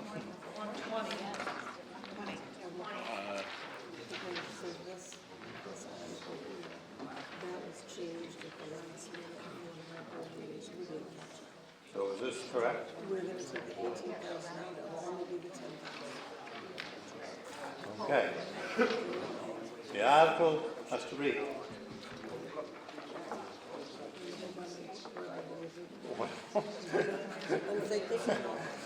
Okay. Okay. We know it's not your fault. I'm just reading what's in front of me here. We're on Article 20. I'll read it again from the book. To see what sum of money the town will vote to raise and appropriate for the fire department reserve savings account, $10,000 as follows. Carry forward from the 2024 fiscal year, $10,000, and that's recommended by the budget committee and the board. Can we have a motion on that? Do we have a second? Second. Opposed? Opposed. Discussion. The book says 10,000. What I've been given here says 28. We'll go by the book. Give the man a book. Yes. The copy you're reading from, is that what was posted? That was what was up there when I got here. Right, but was that what was posted, Michelle, at the post office and online and all of I that? cannot tell you. I don't know. Or is it just a fluke? I think, I don't really know the answer to that question, Marty, to tell you the truth. I believe the one that is in the book is what you should go by. Okay. He has a book. I have a book. I read Article 20. Did we get a motion? We did, didn't we? Accepted and seconded. Any other discussion? Hearing none. If you favor Article 20, according to the book, would you please raise your hands? If you oppose it, would you raise your hand? Vote. Article 21. To see what sum of money the town will vote to raise and or appropriate for animal welfare, not to exceed $5,050, and to add any licenses, fees, along with late fees to the account during the year, and carry those funds forward to the following year. And it's recommended by the board and budget committee, $5,050. Can we have a motion on that? Do we have a second? We have a second. Discussion? Anybody? Hearing none, if you favor Article 21, as it's in the book, please raise your hands. If you oppose it, raise your hands. To vote. Article 22, to see what sum of money the town will vote to raise and or appropriate for protection including streetlights and hydrants, not to exceed $45,200. The Budget Committee and the Select Board recommend the $45,200. Can we have a motion on that article? We have a motion, do we have a second? We have a second, discussion. Anybody? Yes. How much was spent last year? I probably look at it. Does anybody know? What was spent last year? I don't know off the top of my head, we can ask Michelle.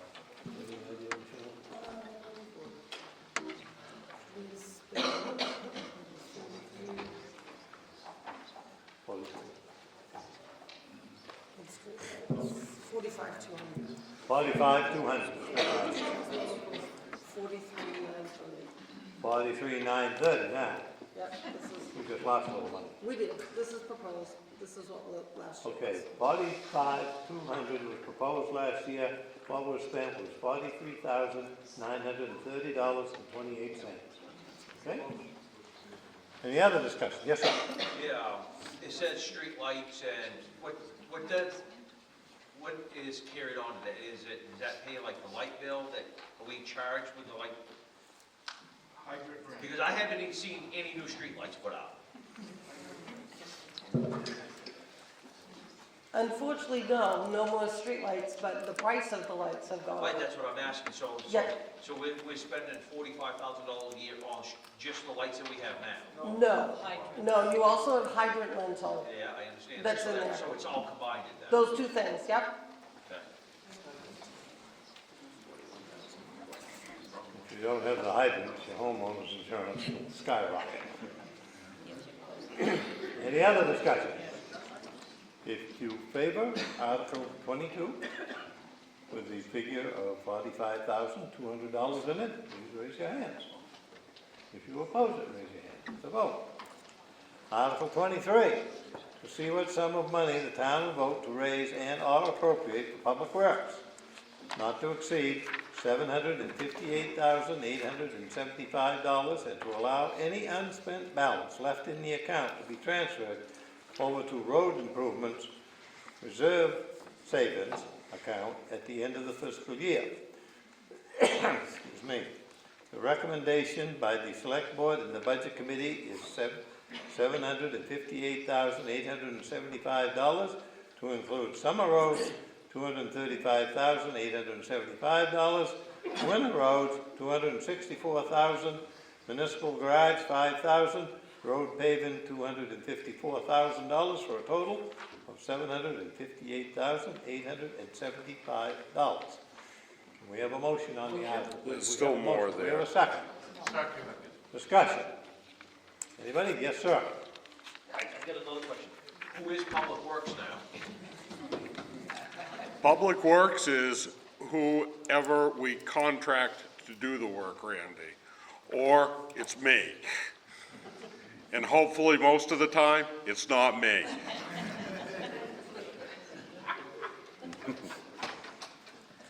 Okay. Okay, so if we're hiring out the majority of the work, which it sounds like we are, Yes, we are. so what's the $5,000 that's going to the Public Works building? To maintain that building. What use is it now? Where has it been used in how many years? It's partially used, and I don't know the number of years, to be honest, but we do use it for storage. And, for example, the pods you see outside the town hall, those have vital records in them, and when those are completely full, they're gonna be moved into the town hall for secure storage until the project is done. We keep the calcium chloride we use for roads in there. We keep some road signs in there. But to get to the heart of your question, somewhere down the road, the town is gonna have to make some decisions about what the long-term future of that property is. Well, I guess for me, and then maybe it's only me, it's, when you say, like the town crew and the town garage, well, there's no town crew, there's no town garage. If we're hiring it out to people, why isn't it just stated as, contracted, funds? Because I think it makes it more clear to the townspeople of what's taking place. It's a valid point, but I guess I don't have an answer why we didn't name the line items particularly that way. I mean, there's a lot of people in this room that used to know there used to be a town garage, there used to be a town crew, there used to be a lot of things that the town had, and now that we're sitting here and we don't have none of that, you know, we should not be calling it, you know, the town garage, we should not be calling it the town crew, we should not be, you know, it was supposed to be clear to the people, right?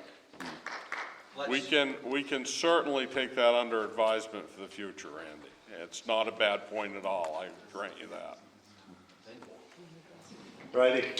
Randy, I think part of why it stays the same is because you track from year to year how the funds were spent, and so if it was spent on public works and whatever line for the last 5 years, if you changed the... I understand what you're saying, how it goes, but it's people sitting in this room, listening to what's taking place. Anything you change that, it's just... I don't think it would be a hard task to change that, you know, from... Well, yeah, they can change it. I mean, we're just supposed to, you know, the selectmen we have now, all stated they want transparency, right? Okay, so let's, I mean, I understand it's a small thing, but when people said, that's the only reason why I'm asking the question, because we don't have a public works. It's all hired out. Right. Okay. Randy, it would be pretty hard for us to change it this morning to do No, I that. understand. I'm just asking that But question. we can seriously, you make a valid point. We're not gonna take that away from you. And we can seriously take that under consideration before another town meeting. Like I said, I just think it's for people to understand exactly what's taking place, because that's why I'm asking the question, because I lived in this town my whole life. We don't have a public works no more. That's why I was asking where that money's going. You know what I'm saying? It's just, it beckons the question. Understandable. We could probably backslash or hyphenate that so that it would be easy to bookkeep and track and then be transparent. This is what we're doing with it, but you would hyphenate it. Definitely. Fall into either, because what if we turn it back into a public works building? What if we get our own lawn back? We don't want to completely delete it. Yeah. I think that's something we need to, that's good information from you folks. And that's something we need to take our notes on and we need to look at as we're preparing next year's budget. Somebody over here? Yes. Is that building heated in the winter? About 20% of it is. There's an office area and one bay that is heated, but currently the plow contractor, sand contractor for the winter uses part of that heated area to keep his loader, so the loader's warm when he goes to load sand in the trucks, and he pays for the oil for the winter. And I'm assuming it's insured through... It's insured through Maine Municipal. Their people went through it with me just the other day, as a matter of fact. So I have a question, speaking of other people using the garage. So if it's his loader, right? Yes. So if his loader burns down the town garage, who's responsible for it? His general liability insurance covers that. So that's all stated that he has enough insurance that will cover that building? Every contractor that we hire, we require a certain amount of general liability insurance. They have to bring a copy of their policy into the office, and we keep it on file, and so the answer is yes. Perfect, thank you. I just think we need to consider the fact that over the years that, and I've never lived in any other town, we have had our own equipment and we have sold our own equipment, and we have done that several times. And I think it's really frugal for us to hang on to that in case we want to have our own equipment at some point in time. You sell that, you're gonna have to redo it again, so hang on to what you got. Well, I think if they were going to sell it, they'd have to come to town meeting. I don't think you could do it without... We can't sell any town-owned property over a few $1,000s without your... Go ahead. Okay, so Randy, if you turn to page 53 and 54 of your town report, you will see a line item in there that says contracted services.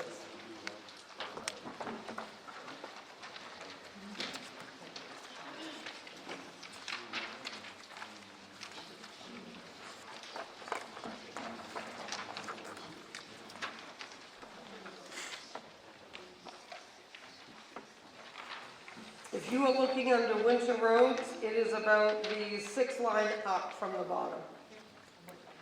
70 down, 25. Yeah. So we have tried to rebuild the town chart of accounts. So these are all line item out for us going forward. Okay. Is there any other discussion?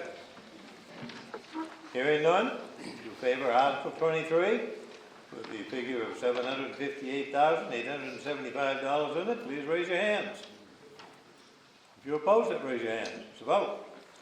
Article 24, to see what sum of money the town will vote to raise and appropriate for, and/or appropriate for health and sanitation, not to exceed $131,581.20, and that is the recommendation of the Select Board and the Budget Committee. Can we have a motion on that article? We have a motion. Do we have a second? We have a second. Discussion. Anybody? Anyone? Hearing and seeing none. If you favor Article 24 as it's written and as I read it, please raise your hands. If you oppose it, it's a vote. Article 25, to see what sum of money the town will vote to raise and/or appropriate for municipal welfare not to exceed $5,000, and that is the recommendation of the Select Board and the Budget Committee. $5,000. So we have a motion. We have a motion. Do we have a second? We have a second. Discussion. Anybody? Is that general assistance, is that what that means? Yes. Yes. Anybody else? Hearing and seeing none, if you favor Article 25 as I read it and as it is written, please raise your hands. If you oppose it, raise your hands. It's a vote. Article 26, to see what sum of money the town will appropriate from the monument lot reserve for the monument upgrade and beautification not to exceed $11,881.34, and allow any unspent balance left in the account to be transferred over to a monument reserve savings account at the end of the fiscal year. The recommendation of the Select Board and Budget Committee is $11,881.34. And we have a motion on that article. We have a motion. We have a second. Discussion. Anybody? Hearing and seeing none, if you favor Article 26 as I read it and as it is written, please raise your hands. If you oppose it, raise your hand. It's a vote. Article 27, to see what sum of money the town will raise and/or appropriate for mowing the monument lot, not to exceed $1,050. And $1,050 is the recommendation of the Select Board and the Budget Committee. Do we have a motion on that article? We do. Do we have a second? Second. Discussion. Anybody? Yes. I thought that the Article 26 was to mow the monument and all that, so I'm a little confused on, what do they do to the monument lot besides mowing? Go ahead, Jeff. If you want. So Article 26, the balance that shows there, the American Legion and Eddie Grant donation to the town to upgrade our monument lot. That money had been put just into general fund, and it was brought to our attention that that money was given to the town to basically renovate the monument and bring it to the next level. It was basically a gift to the town. That had not been completed. It was brought to our attention. And if you've been there, you've seen that we're partially through that project. This is the balance of that money. To my understanding, it is the balance of that money to be appropriated by the people to finish that project. So it's not for maintenance and stuff, it's for renovation and upgrade and that type of stuff. And that's the way I understand it as well. This is my interpretation. This is something we inherited as a board and had to try to gain our own understanding of it. And it was brought to our attention by a number of citizens that some were disgruntled that it hadn't been done. Bridie, did you have a question for me or for? I don't have a question, I have some background. I'd love to hear it. So when Eddie Grant, Ron Smith, and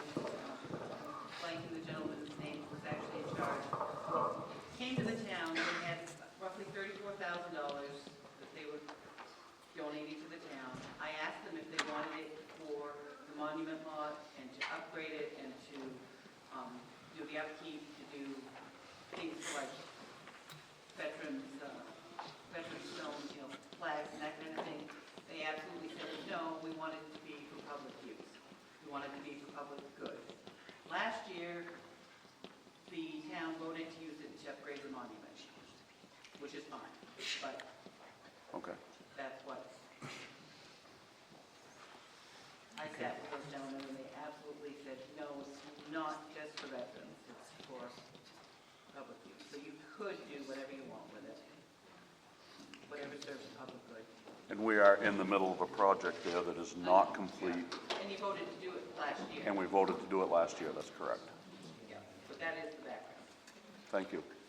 Other discussion? Hearing and seeing none, we're on Article 27, which is $1,050 for mowing the monument lot. If you favor the article as I read it and as is written, please raise your hands. If you oppose it, raise your hands to vote. Article 28, to see if the town will vote to raise and/or appropriate for cemetery expenses not to exceed $20,050. Recommendation by the Select Board and Budget Committee is $20,050. We have a motion on that article. We have a second. Second. Discussion. Hearing none, all those in favor? As I read it, and as is written. All those opposed? It's a vote. Article 29, to see if the town will vote to raise and/or appropriate for parks and recreation not to exceed $10,140 and to allow any unspent balance left in the account to be transferred over to a parks and recreation savings account at the end of the fiscal year as follows. Carry forward from 2024 fiscal year special town meeting $2,000 to be raised $8,140 for a total of $10,140. Article 29. Do we have a motion? Do we have a second? Discussion. I'd like to thank all the volunteers that go down there and keep it looking so nice and that type of thing. I will second that.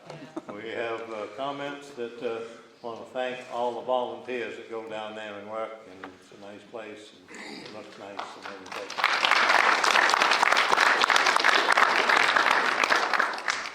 And it does certainly carry that. If there is more, We would just encourage the town members to read page 42 and 43.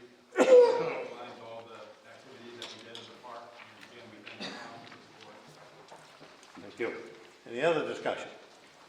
If you favor Article 29, as I read it, and it is written with the figures in it, please raise your hands. If you oppose it, raise your hands. It's a vote. Article 30, to see if the town will vote to raise and/or appropriate any additional revenue received from the vital records and license fees to be deposited in an account called Town Clerk Restoration Project to help restore and protect the town vital records and carry forward the fees for the following year.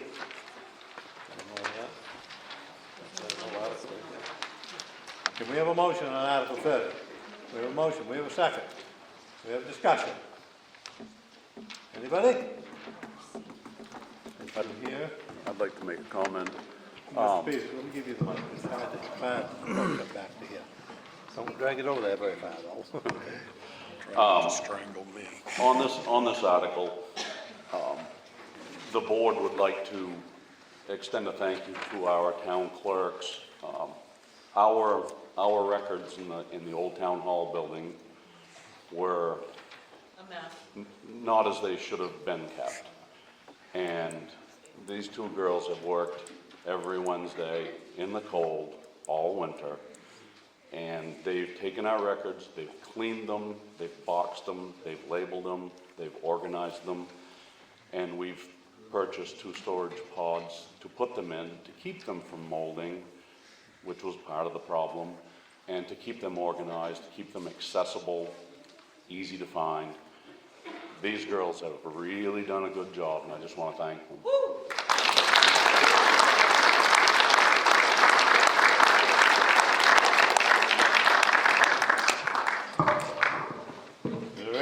any further discussion on Article 30? Hearing and seeing none, if you approve Article 30 as I read it and as it is written, please raise your hand. If you oppose it, raise your hand. Here's a vote. Article 31, shall the town vote to accept any and all funds from the state of Maine under the following categories? Maine municipal revenue sharing, excuse me, not Maine municipal revenue sharing, snowmobile registration money reimbursement, tree growth reimbursement, general assistance reimbursement, local road assistance and excise reimbursements, homestead and veterans exemption, state and federal grants, aid to education, state aid to education, other funds not listed in terms above. These proposed revenues are used to help reduce the amount of taxes for the taxpayer. And the selectmen recommend a yes vote. Can we have a motion on that article, please? We have a motion. We have a second. We have a second. Any discussion? Anybody? Hearing none, if you favor the article as it is written and as I read it, please raise your hands. If you oppose it, raise your hands. The vote. Okay. Article 32. To see if the town will vote to authorize the select board or the town manager to sign multi-year contracts with contractors if the contracts will save the town money. We have a motion. Motion? We have a second. Second. Discussion. Mr. Stumpfeld. Can I assume that if you do that, there's going to be an appropriations clause somewhere in the body of the contract so that it's subject to future appropriations in subsequent years? Yes. The answer is yes. Any other discussion? If there isn't, if you favor Article 32 as it is written and as I read it, please raise your hands. If you oppose it, raise your hands. Vote. Article 33, to see if the town will vote to authorize the select board to dispose of town-owned property with a value of $10,000 or less under such terms as they deem advisable. Do we have a motion on that article? We have a motion. Do we have a second? Someone going to second it? We have a second. Discussion. Anybody? Anything?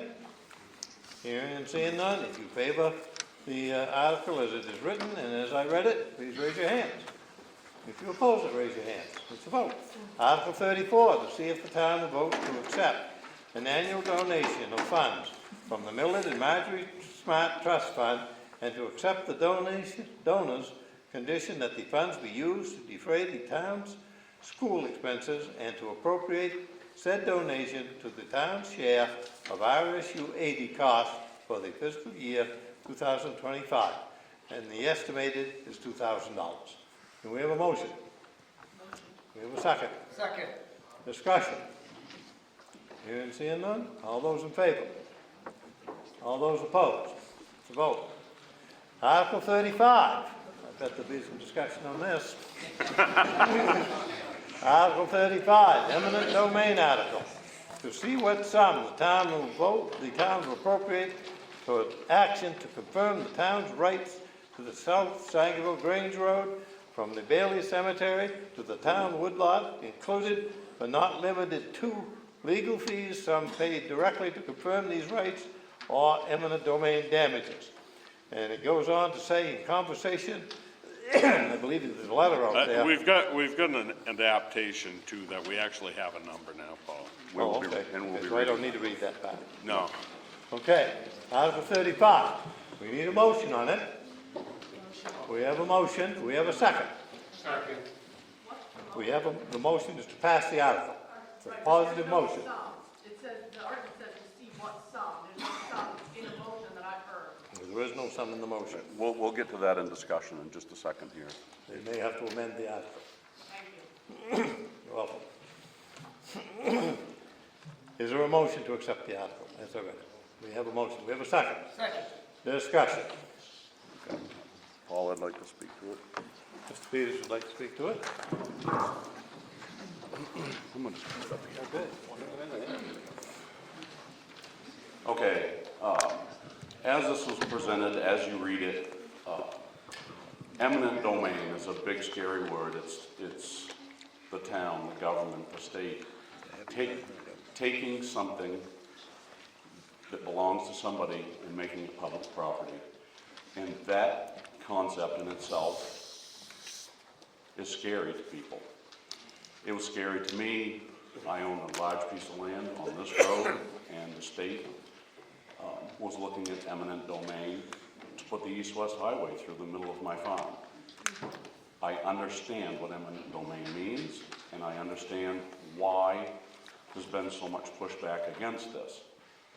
Now, that being said, my situation, they would be taking something that's mine and converting it to public property. Now I would like to read the letter from our attorney.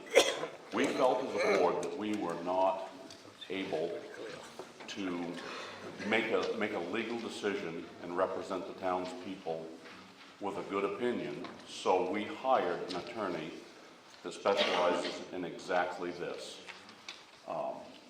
We've taken her advice, we've got her opinion, and we've looked at the different routes we could take. We basically had 3 routes we could take: the eminent domain route, the litigation route, or the throw up our hands and walk away and let it be what it is. We went to our attorney, and this is what she had to say, and I think some of you probably have a copy of this, but I'm going to read it so everybody hears it.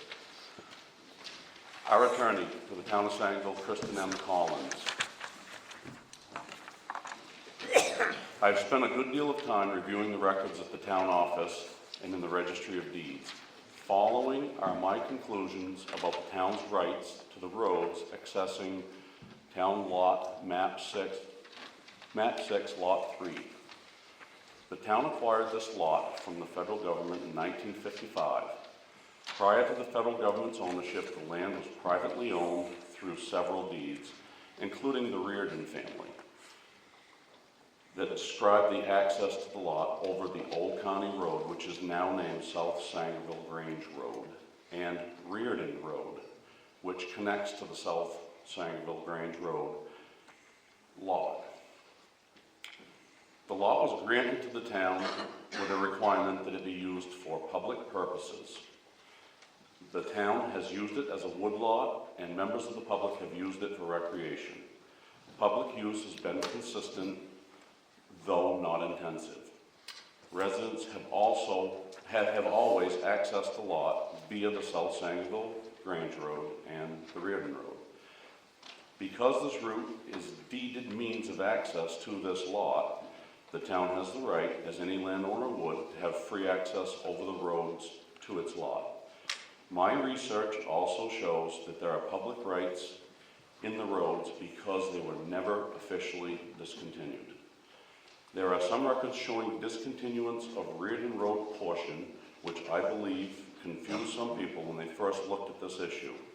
But those discontinuances appear instead to be annual winter maintenance closures, temporary, not permanent. It is important to understand that a town road stays a town road until it has been abandoned per a court order or a town meeting has voted to discontinue it. There's been no such court holding, and we have found no records of abandonment or discontinuance. In short, I believe the town has the right of free access to these roads, both as property owner and as the holder of town roads and or public easements. No abutting property owner has the right to block another person's access road by installing a gate. Blocking a public way is also a violation of Maine statutes. Mr. Kinney's claim that he would give the town access to the gate does not cure the legal problems with having installed the gate. Mr. Kinney has no right to control the terms under which the town can access its property. I have advised the town not to concede to any situation that places Mr. Kinney or anyone else in control of or placing conditions on the town's access to its private property. The town must continue to use its lot for public purposes, or it could revert back to the federal government. Mr. Kinney has sent out a mailing in which he claimed that the town had other means of access to this lot. This is not true. The town does own another piece of property next to the one in question, and that lot is served by an easement over other private property. but the town is not legally able to use that easement for access to the lot in question. And even if that easement could legally be used, there is no physical way to get through the bog on the other lot. Mr. Kinney has also claimed that town officials made statements about the status of the roads that induced him to buy and develop his property. No town official can give up the town's right to town property. Only town meeting can do that.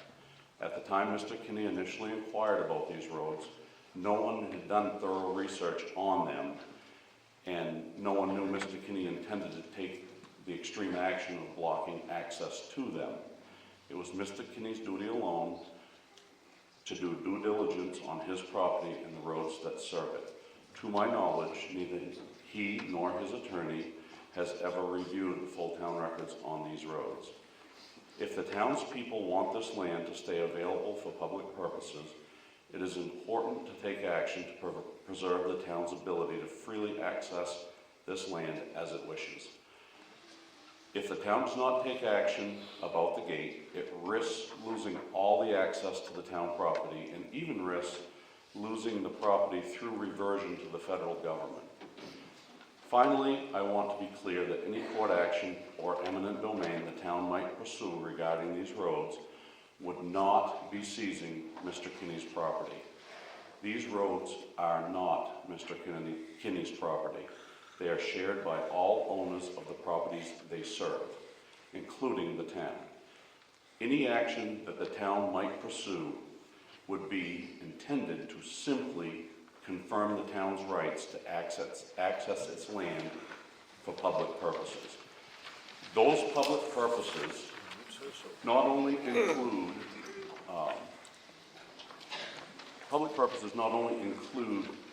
the recreation that's been brought up, as they also include the timber harvest on these lots, which is part of our town's economy. It's part of our savings account, and it was gifted to us by the federal government for that purpose, for us to maintain those lots and to reap the benefits of the lot, along with providing a place for people to recreate. So as a board, we're forced to take a stand on what we think. And as I told you, I'm not an eminent domain fan. Eminent domain is pretty clear, it's pretty simple, it's straightforward, and when it's done, it's done. The other option we have is litigation. Litigation would mean we would go to court, we dig up records, and this could be litigation can take 2 to 5 years sometimes. Litigation is, in our attorney's opinion, not the route that we should take. And the only other option is to just walk away from it. And in our conversations with general public, each one of us, we feel that's not what the general public wants. We're bringing this to you. You are the general public. You are the legislative body in this town, and you are ultimately the decision makers on this. This is not something that, as select board members, we decided we're going to just go take some land for the benefit of the people. That is not the case here. Our attorney has advised us financially our best route, and she's advised us when this process is complete, the eminent domain process is a permanent process. We have access to that road. I'm going to take questions in just a minute, Deb. I'm going to just finish. She sent us an opinion on the eminent domain article. And her opinion is this. This is difficult because we do not know what the appraised value will end up as. I would recommend, she feels the appraisal will be roughly $6,500. She feels our legal fees will be $3,000, and she feels the damages to be $7,000. And her statement is, the value of the damages here is significantly more than I get if I use the method suggested by the appraiser, determining the average cost per square foot, the area of land sales and multiplying by the area of the road. But I think it's important to be conservative. $16,500 is therefore a minimum I would suggest appropriating. I would feel a lot better about $20,000 to $25,000 for this matter. So at this point, this is a decision that we need to make, and I just wanted to be clear so you could understand what this eminent domain article means. Now, is there any questions that I might be able to answer? I have a question, Joe. Go ahead, Deb.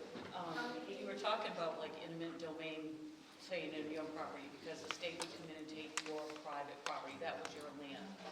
This doesn't seem like we're trying to seize any of his land, because there was actually several deeds. This was the access that was Correct. for everyone anyway, so we're not seizing any of his land, we're just making sure we get this straightened out so that we're able to use our piece of property through there to get to it. Is that Her correct? statement on that, in our conversations and in her letter to the town, any action that the town might pursue would be intended to simply confirm the town's rights to access its land for public purposes. Yeah. And that's, we're not trying to take anything. All this is a confirmation of our rights as citizens to use that road for the purposes that the lot was donated and intended. Randy? It's a simple question. In the letter that the attorney wrote, she states in there that it's county roads and this and that. Well, county roads have deeded rights. Town roads have deeded rights. So by what she's stating about no roads can be discontinued unless it's voted on by the town or there's a court order. I guess I'm wondering why this is such a big problem. Why can't this go to legal? And because if the town still has the right of way to that from the county road plus being a town road, this is pretty cut and dry. We don't need to take the property from them. Well, Because we can't have it both ways, guys. I mean, if we still have the deeds, which by what the letter states. We do. That there's still deeds, all county roads and all town roads have deeded right-of-ways. that's correct. So what are we fighting? To take the gate down. There's a gate, we can't Okay, get. okay, but then we legally have that, so it's taken down. I guess we don't need to steal the land. There's no stealing of land, I understand, but when you're saying eminent domain. That is the category it I falls understand, under. but I think we're going down a rabbit hole. If we have the deeded right-of-ways already in place, why are we not following that route? I think it's cheaper to go eminent domain than it is to go through a long list. So to litigate removing the gate as step one, the gate is a problem for people to exercise their rights to the lot, for the town to harvest the lot. To get into just litigating removing the gate versus the cost of eminent domain. Eminent domain is done, it's final, it's the end of the story. We have rights to the federally donated lot. And it's a lot less expensive. And cost factor wise. I think the rabbit hole was him taking us to court. That's the rabbit hole. Right, and we as a board, we looked at every side of this very thoroughly. As I explained, I've been on the other side of the eminent domain thing, and I clearly, truly understand it. And in this case, it falls under eminent domain, but we're not trying with this eminent domain to seize any land. What we're trying to do is confirm our rights to a right-of-way. And that's what I think. Randy, I think I can explain this real briefly. We're using the eminent domain statute of the U.S. Constitution to reclaim our own land. Because to do so in that manner, we're not affecting anybody's rights, but to do so, we're confirming the town's rights, and we're doing it in the most expeditious inexpensive. And least expensive manner to the people of the town of Sangerville. And I understand it, but we paid for lawyers already, the lawyer's already involved. If she has this proof of that there's no paperwork anyway saying that road discontinued, why has it, I don't believe this ends with this being voted here. And The her, guy's got a $400,000 excavator sitting up there, just Right. sitting there. He has a lot of money to fight this. So if you guys think this ends here, I don't believe it does. her feelings, our attorney's feelings were if we follow the rules of eminent domain, it's final and it's done. Versus litigation could go on for 10 years, or 5 years, or 2 years. Yeah, but once you go to litigation and there's a court order, then it's completely final. Right, at what expense? Do you guys believe wholeheartedly this ends just with this vote? Go ahead. Yes. I don't think so. The guy's got a lot more money than. Get up there, So- Michael. Okay, let's get back to the subject here. Randy's got the floor at the moment. Mike would like to respond to you, Randy. It's not just the town that has property back there. There are other town residents that also have property back there that affect as well. Absolutely, I That agree. gate I'm is not not just saying for the us, guys it's are for right. them. Okay, let's hold up for a second. I'm gonna turn the stand back over to our moderator and let him finish the conversation. Okay, What was you saying, Mike? Mike, you want to speak? I spoke, I said what I was gonna say. But Could want me to- you repeat it, please, Mike? It's not just the town that has property back there. We have Sangerville residents back there also have property. This gate is stopping them from reaching it too. So And this- Mike, I agree with you 100%, but this is what I'm saying. I don't think this is, how do I want to word it? I don't think this is how this is going to work out for everybody, is the way it's going to work out, it's going to be perfect for everybody. Because we have roads in this town right now that are still blocked off. If you go to the end of that, other end of that road, it's blocked off. There's a gate right across it. Well, it's a piece of cable. So there is another access. Wait, Bridie's next. This is what I'm saying, there's a lot of roads still left in this town. And we have roads that have rocks across them that nobody can go down, but we don't have no court paperwork saying they've been closed. So if we're gonna fight this battle, I guess every road has to be opened up now. Let's pass it. Okay, let's let other people talk for a moment, Randy. I can come back to you. Bridie? I think eminent domain, you're saying is gonna be like 20,000. I recently talked to a surveyor about, these kind of issues, and she was talking, she said it was 4 years to litigate something like this, and the person she was, speaking for already had $45,000 to $50,000 in it, and it was still ongoing. So eminent domain is cheaper, regardless of. And it's a fixed dollar amount. Okay. Eric Stumfeld? A couple of things. Would you stand up? It's very difficult for some of the folks to hear. Thank you. A couple of things. Your other litigation options would be a quiet title action or a declaratory judgment action in Superior Court against the other person claiming an interest in this road. And yes, you would get a final judgment, yes or no, and the court, that would also be a final decision. On eminent domain, this is not an eminent domain article. This simply would appropriate some money. So you would have to come back to the town meeting. That's correct. Once the selectmen have acted to affirm an eminent domain. Let me go back to the other litigation option. I don't think you're talking 10 years. I don't think you're talking 5 years. I think you're talking at most a couple of years to get that through Superior Court, and even if there's a law court appeal. Based on my experience, I've done a number of these types of cases in the past. But going back to eminent domain, you need to understand that procedure as well. The relevant actions are taken by the town meeting. The town meeting passes the eminent domain article and awards damages for the taking. Now, if the town already owns this word, I might be inclined to award $1 damages because you're simply confirming your title. You're not acquiring any new property interest. The only exception to that might be because if you currently have a deeded easement, once you do eminent domain, you're converting that into a fee-owned road under current Maine law, and so there might be some amount of damages that could be awarded for that change in the nature of the town's property interest. But the other thing you need to know about that process is, once the town has gone through its process, a property owner who disagrees with the amount of the damages awarded has the right to file an action in Superior Court to contest the damage award, and they are entitled to a jury trial on that issue. So that process can be equally long as the other litigation options. So you're talking a Superior Court trial and a possible appeal to the law court. So I don't see any real difference in the amount of time it would take to do either one of those. The only difference would be if you do eminent domain, the ball is then on the property owner's court to decide to go to court.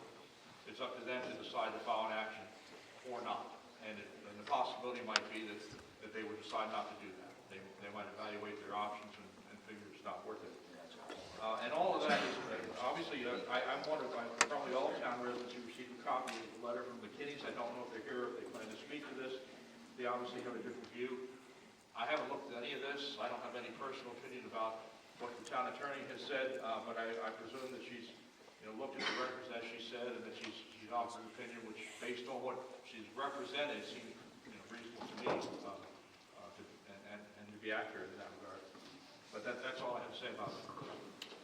Okay. Well, there's a gentleman up back, Mr. Speak. Yes, sir. All right, first, I'm going to have to ask your permission because I'm a property owner here, but I'm not a resident. We already passed an article to allow non-residents to speak. You may speak. So I did get the letter, and Randy, or is it Randy? Yeah, Randy. Randy, and I get your... Would you tell us who you are, sir, if you know the I'm sorry, law? Keith McKinley. Keith McKinley. Thank you. I got the letter. It's very interesting to me, the whole process. But it seems to me, the things that I've read and looked at, and I understand that the state of Maine has a committee that's been in effect for years now, trying to figure out what to do with these abandoned roads. Well, the town's saying it wasn't abandoned. But you're claiming eminent domain on your own land then. So I feel like there were some legal opinions given by the selectmen that aren't correct, because you're talking $300 to $600 an hour for an Augusta attorney. There's no way they could do an eminent domain case for $3 grand. So, I mean, if you want to fight it, you fight it, but I just, boy, I see this coming up to a big number at the end. And the only other thing I have to say is, it seems like, based on Mr. McKinney's letter, that he was giving the town permission to cross the land to log and to make money on your town forest. So, I don't know, that's all I've read. And obviously you have some forestry plan that's gone on over the past years to validate that, so. But yeah, rather than fight, why don't you guys play nice? I don't know. Well, we take some gate now. So I just wanted to say that. Thank you. You got a whole bunch of people saying it. I was wondering if the lawyer there. Eric. Please go back and explain, you said something about the other way that we could get through this road for $1. So would you explain more what? Let me intercede just for a second, folks. This gentleman is Eric Stumfeld. He was an attorney for most of his life, most of his working life. He was an Army officer. He was the city solicitor for the city of Bangor. He has a lot of experience in this sort of thing.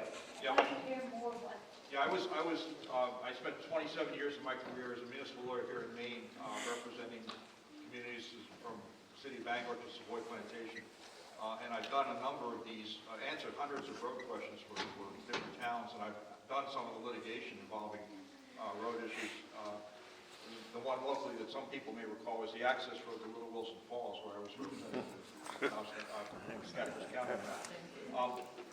On eminent domain, I think the $3,000 estimate is probably for the attorney to review the town's eminent domain articles and make sure that they've been drafted properly, and doesn't take into account what would happen if the landowners affected by that eminent domain order decided to appeal the damages. then you're back into a litigation scenario, and you're gonna have to defend that lawsuit, and that's not gonna be $3,000, it's gonna be more than that. On eminent domain, if you, and I have done this with the city of Bangor, I did it on the Freesia building when that was tax acquired by the city. We did eminent domain to confirm the city's title. She's trying to redevelop that building, and we needed marketable title, and tax title was not considered marketable, so we did eminent domain. We awarded $1 damages because we felt we already owned the building through a tax lien foreclosure. And I might be inclined, if I was selected, and the town meeting, if you do eminent domain, I might be inclined to award $1 on the grounds that the town already owns the road. Now, again, as I said earlier, the nature of the town's interest would change if you did eminent domain. You wouldn't have just a deeded easement, which the attorney says that you have now. You would have a fee-owned road. Okay? So that's a change in the nature of the town's legal interest, and that change comes at the expense, in a manner of speaking, of the property owners through which the road passes. So in that situation, there might be some additional amount that would be reasonable as damages for that acquisition of the additional interest by the town through eminent domain. So why would our lawyer have recommended that as well? I can't hear you. Why would our lawyer not also bring that option up if it was a good? There may be additional discussions between the selectmen and the lawyer that aren't in this memo, but There are not. there are a number of options. I don't want to disagree with the town's lawyer because I've been involved in this issue, haven't done the research, but I don't see, if the Kinneys were to appeal the town's damages award on eminent domain, that puts you in Superior Court, and I don't see any real cost savings in legal expense for that route versus the town filing an action in Superior Court as a quiet title action or declaratory judgment act against the Kinneys and anyone else affected. It may just come down to a question of who you put the onus on to go to court. If the town were to do eminent domain, it would be on the Kinneys. If the town didn't want to do eminent domain, and the town wants to make sure it's on good grounds to take down the gate, they should go to court, and it would be the onus would be on the town to initiate the court proceedings. And that's just how I see it. I'm not a lawyer anymore. I'm recovering. I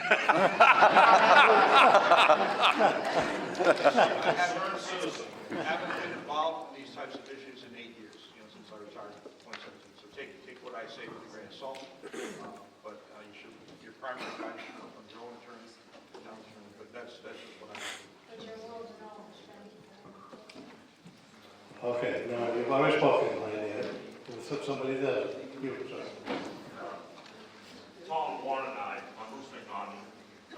We started this whole thing way back, I don't know, 2 years ago, almost now, because of Wilson New. That's what started this whole thing. Kinney thought, he immediately told Wilson, and I have the letter right here, that Kinney sent to Wilson New. And he was limiting, to speak to you, in playing nice. Mr. Kinney's not interested in playing nice. He limited Wilson New access to property that Wilson had owned for over 60 years, and maintained his woodlots. This is the letter that he sent, Mr. Kinney sent Wilson New. And it states right in here, and I'm going to read really quickly. He says, this correspondence shall serve as my client, Mr. Kinney, written permission for you to travel upon his driveway so that you may continue paying your fees. This permission shall continue until withdrawn. He's not interested in playing nice. Wilson tried negotiating with him several times about this gate, and he wasn't interested in negotiating. He kicked the hunters out that were in there. He has told the town 2 years ago that, yes, the town could go in periodically to harvest wood, but he would not allow any public to go in. So he's not interested in negotiating. That's why this eminent domain, and I can't speak to all the legal terms, but we went through all this right from the beginning, and the eminent domain was the cleanest and quickest way to go.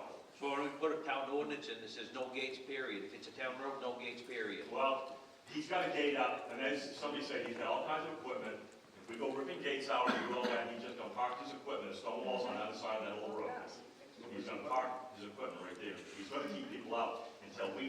decisive action. 160 acres down that one that's in orange there, that's 160 acres of just timberland, high ground timberland, very valuable. If we don't take action to stop this gate, and once you get down on the Dennis Campbell's land, there's two concrete piers there in the way. That's got to be dealt with. Yeah, but there's a cable right at the end of the road if you go up on the Brockway Mills end. How come nobody's talking about He that owns stuff? that right there. This guy owns on one side, and the other owner's on the No, other what side. I'm saying is- But Okay. nobody's keeping anybody out. Let him speak. Nobody's keeping anybody out in that respect. When you put a cable up, that's keeping everybody out. I asked permission, he told me to go. Can we bring Not that up that, not later? that. But it's not public access. And he That's gets not part of this people article. wanting to That's get not in. part of this article, He the allows cable. them to walk in. The, But he's not keeping The out cable? It's a anybody. cable? There's only No. two landowners down in. That's on the other end, the other part. On the side of that road where that gate is. My father put that gate up. That's where my father used to live. I understand, but when you put a cable across the road, you're keeping public access out. that's not part of this article. It's part of the deals, the gates that deal the cemetery. So, The lady right there. I'm not certain who made the motion that's on the floor, but I would like to make an amended motion if I'm able to do that. Am I allowed to do that? I suppose. I would like to move that the town appropriate up to $25,000 to go towards the town's, to confirm the town's rights to the South Sangerville Range Road from the Bailey Cemetery to the town woodlot, including but not limited to the legal fees, sums paid directly to confirm those rights or eminent domain damages, up to $25,000. I'd like that moved. Do we have a second to the amendment? I'll second that. We have a second. Okay, the amendment, the article, if this passed, would say $25,000 would be appropriated toward action to confirm the town's right to the South Sangerville Range Road from the Bailey Cemetery to the town woodlot, including but not limited to legal fees, sums paid directly to confirm those rights, up to $25,000. Anybody understand that? Any problem? I have a question. Yes, sir. So by doing that, would it make it so that if somebody wanted to buy it, they just make it more expensive than $25,000 and they can't buy it? They can't go over $25,000. You have to come back and ask the. If it was gonna be more, they'd have to come back to the town meeting and ask for more. Okay? All right. Anyone else? Mr. Stubbs? Yes, sir. My name's Tom Warren. I am a resident of the town, and Bruce had mentioned to me earlier that we've been instrumental in working with the town to regain our rightful access to this land. I just, out of due respect for a good friend of mine, Wilson New, and to speak against this letter that Mr. Kinney sent, where he basically made a statement that he has nothing but respect for his fellow neighbors, and he did not show any bit of respect for poor Wilson New. Wilson, as we know, has passed. And I want people to understand that this gate and Mr. Kinney's actions that he initiated have basically landlocked Wilson. This letter that Bruce mentioned. You mean the land that Wilson owned? The land. They haven't landlocked Wilson, they landlocked the land. Yes, I'm sorry. Correct. That's all right. Which show, I don't know what part of respect that is. If any, I wish every one of you could have listened to Wilson and experienced the anxiety that this man had over this letter received from Mr. Kinney's lawyer that basically told him that he could hay his field a few times a year. This could not be transferred to anybody, could be withdrawn at any time. So if that's respect, I'm not sure I understand. And Wilson said, and I'll never forget it, I witnessed a phone call. Wilson was using a speakerphone where Mr. Kinney responded to Wilson's request to give him a call. Wilson asked if he and a few friends could meet with him to work this out and communicate. Mr. Kinney basically stated, I'm not interested in speaking to anyone. This is my property, and I have no interest in doing it. So, in his letter, Mr. Kinney explained that he gave people, 2 neighbors, permission to access their land, and they didn't ask for this gate to be removed. Mr. Wilson did not get the chance to ask him to remove this gate. So my point is, Mr. Kinney has brought this upon himself, and the town's hand has been forced to go the most efficient and the most effective and cost-effective way to reacquire their rights for a well-respected citizen to regain access to his land, and for all of us to regain access to what is in the deed, land that's required to be used for public purposes. Mr. Kinney has forced our hand to take this, to reclaim our rights to this access and land based on the most cost-effective and efficient way to do so. Thank you.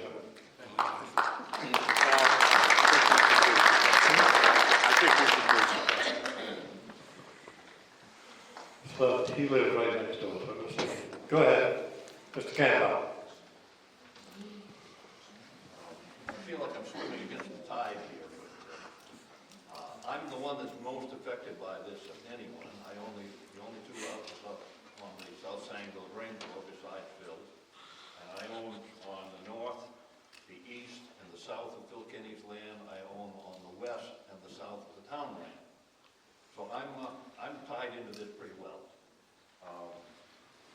The town's property was deeded to the town by the federal government in 1955. They bought up a bunch of defunct homesteads where it would cost more to maintain the road than they'd ever get out of taxes. And Gilpin and Sangerville, Gilpin and Abbott have the same problem. I would have done the same as you. The town of Sangerville has never maintained that road in through there. And this is one thing that has not been addressed. I understand the hotness, and part of this is due to ambivalence on the part of town government in addressing this. The town has never maintained it. In the 1940s, someone of the Reardon family was ill, and they needed a doctor in there, and they had to haul the doctor in on a toboggan because the town didn't plow the road in and out of there. I've been around here 50-some odd years. I have never seen any maintenance done on that road. The town has never taken any responsibility for it. I have bush hogged all the way in over a mile every fall, both sides of the road to keep the brush back. If I hadn't, nobody'd be driving on that road because it would have been grown in so far. I've taken days and cut the trees back because I use it for access to my property, and I've cleared it all the way to the town property and kept it open. In 2011, Dwight Patterson was cutting on the town woodlot. The beavers had flooded the road in there. We got rid of the beavers. The town highway guy brought in 3 loads of sand from Haley's Pit. I spread it with my skidder so we could get trucks in and out of there to get the wood out. In my 50-some odd years, that's the only time that I've ever seen a town accept any responsibility for maintaining that road. Now, Mr. Kinney spent a lot of money on that road, and he has planning to spend a lot more on it. And it seems to me that if the town is going to say that's a town-owned road and it's accessible to the public 24/7, then the town ought to be the one responsible for maintaining it instead of him. Now, I have enjoyed the blessing this past year of having that gate up, frankly, because it is cut down on the 4-wheelers, it's cut down on the trucks, and it's especially cut down the night traffic, which was more abundant than people would imagine. And I understand the hotness of the issue, and I'm probably not going to change anybody's mind, but to recognize if the town is going to claim ownership of that road, then they ought to be able to step up and accept some responsibility for maintaining it. Thank you.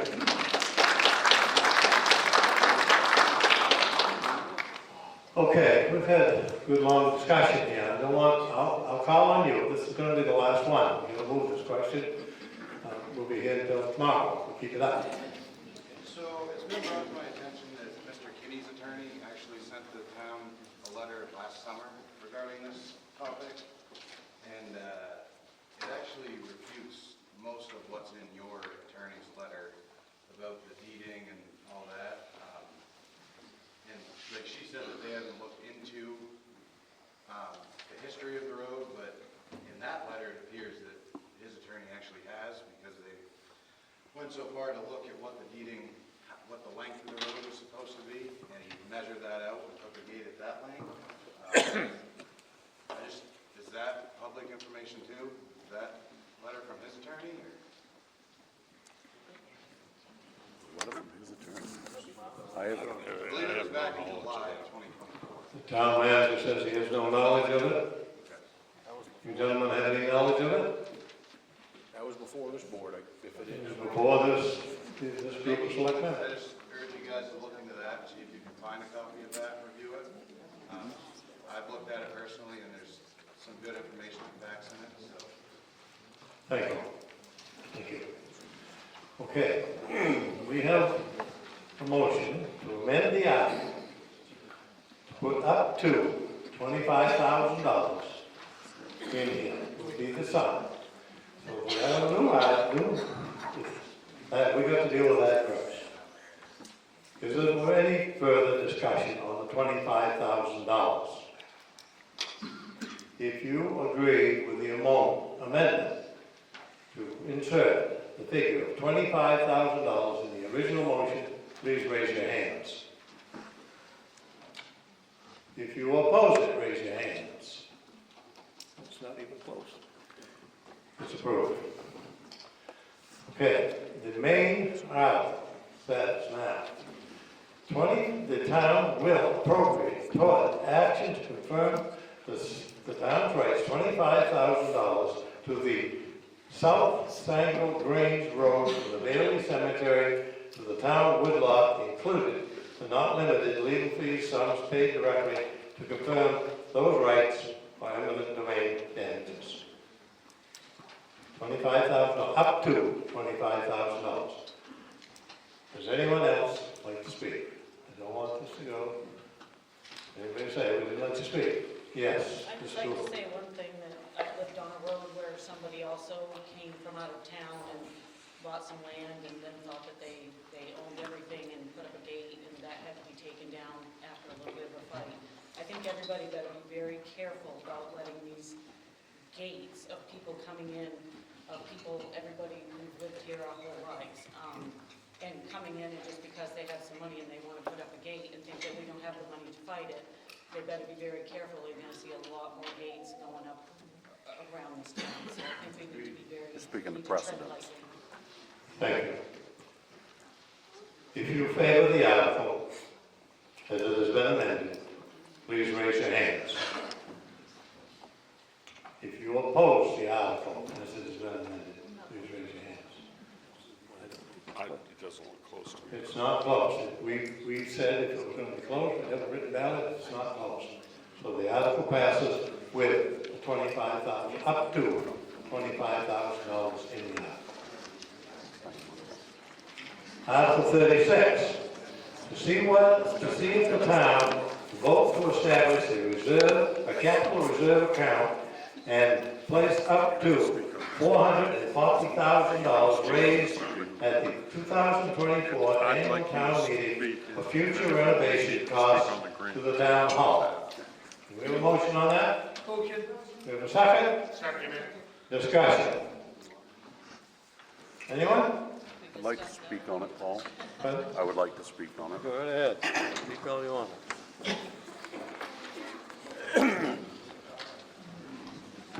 So what I had to say on it, Steve earlier in our meeting covered the majority of it.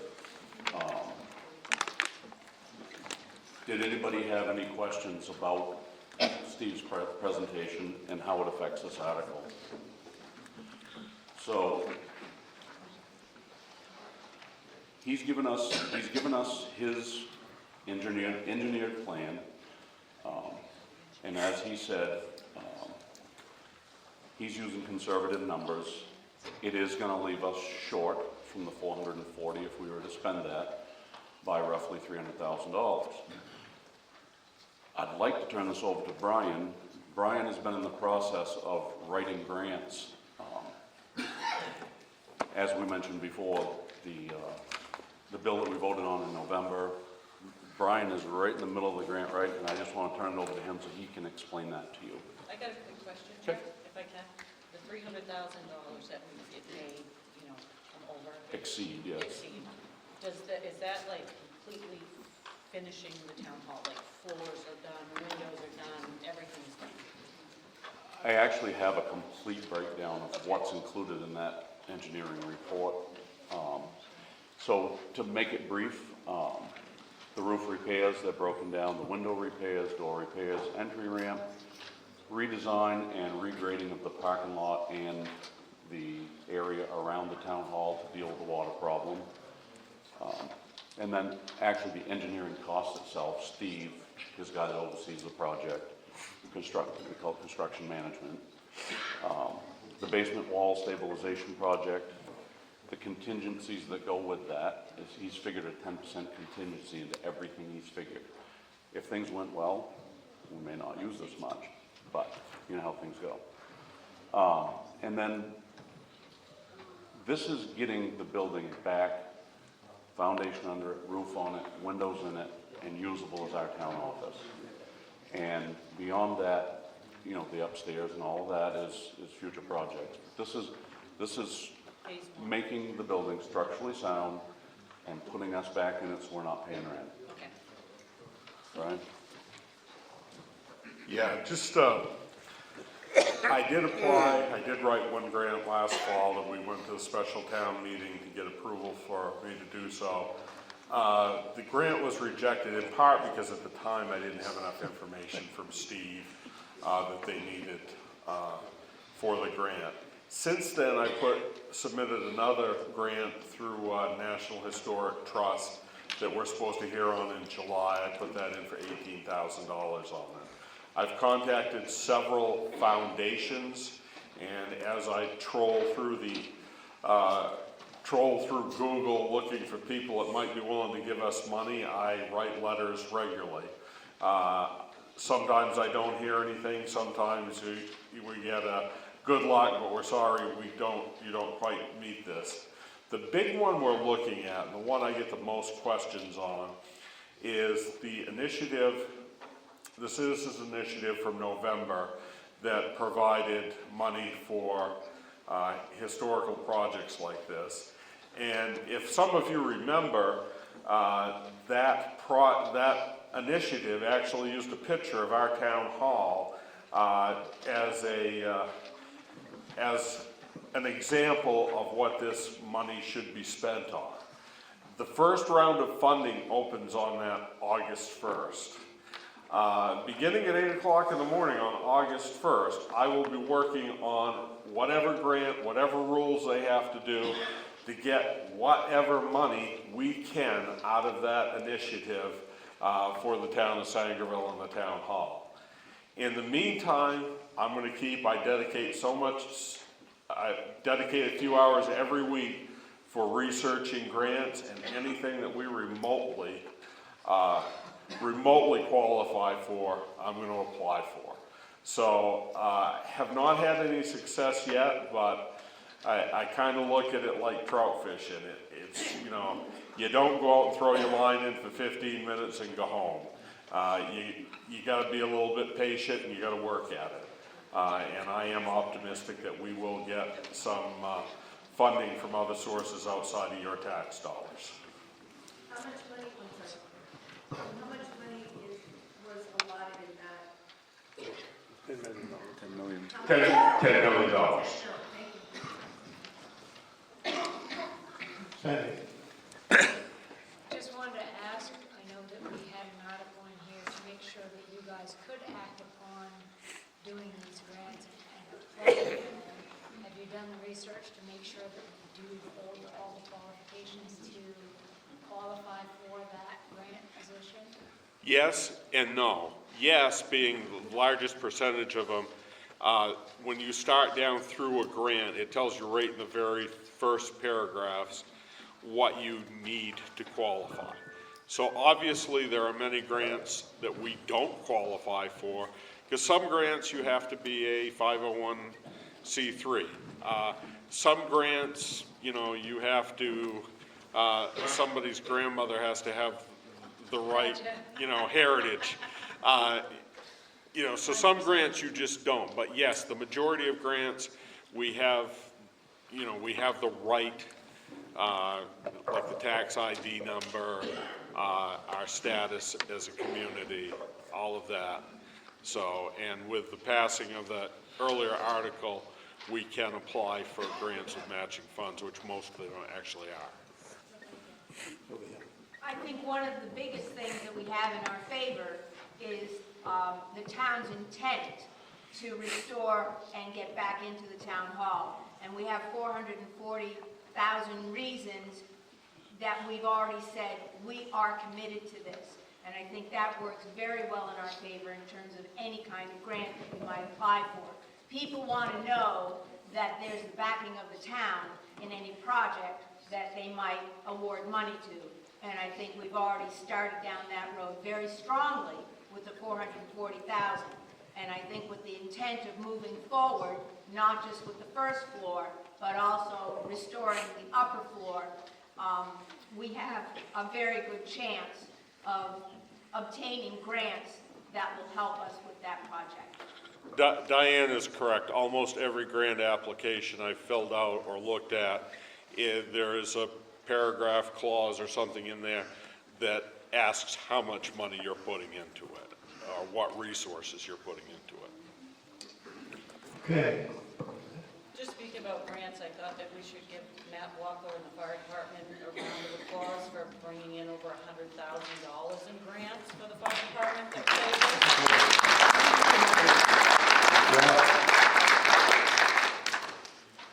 Okay, Article 36, there is no more discussion. If you favor Article 36, as I read it, and as it is written, would you please raise your hands? If you oppose it, raise your hands. It's a vote. Article 37, to see if the town will authorize the select board on behalf of the town to engage a surveyor to survey the property of the former landfill so that abutting landowners may transfer property that was the Sangerville landfill to the town of Sangerville. We have a motion? We have a motion. We have a second. Discussion. I think we need clarity. I think the people need clarity on what this is about. Okay. Brady wants. Go ahead. Josh, do you want to speak on this one? Why don't you go come here too? Well, the people up back though. Well, Hey, you're on the spot now. So our dump, the old dump, for the last 30 years, somebody else has owned it and paid taxes on it. I personally don't feel that's right, but anyways, the man that owns it, and Bush Lemuel owns a small portion of it, they're willing to give it back to us if we have it surveyed. So we just need to pay for the survey, and these gentlemen don't have to pay taxes on our back. You have a question? Go ahead. What's the benefit of the town receiving that gift? It's not a benefit, it's a responsibility. I agree with Jeff, it's not a benefit, it's a responsibility. Right. I mean, somebody's paid taxes on it for a long time, and We lose that tax money. Yeah, but Blaine, we'd be doing what was right. It's our 30 years of trash piled up there too, that they're paying tax on.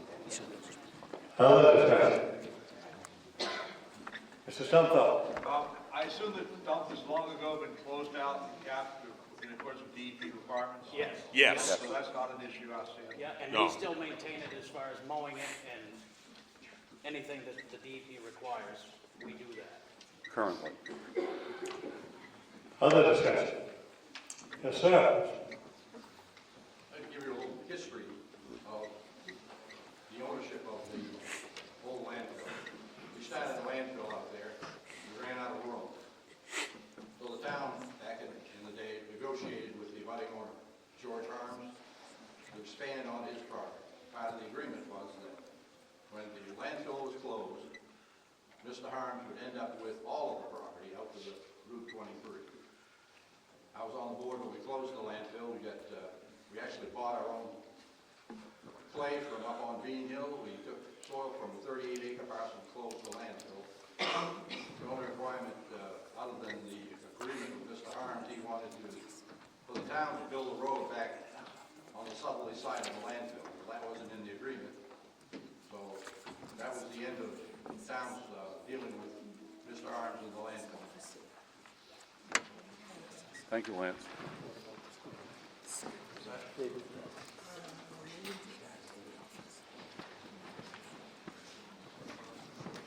Okay, other discussion? If there is none, Article 37, if you favour it, as it is written, and as I read it, please raise your hands. If you oppose it, raise your hand. It's a vote.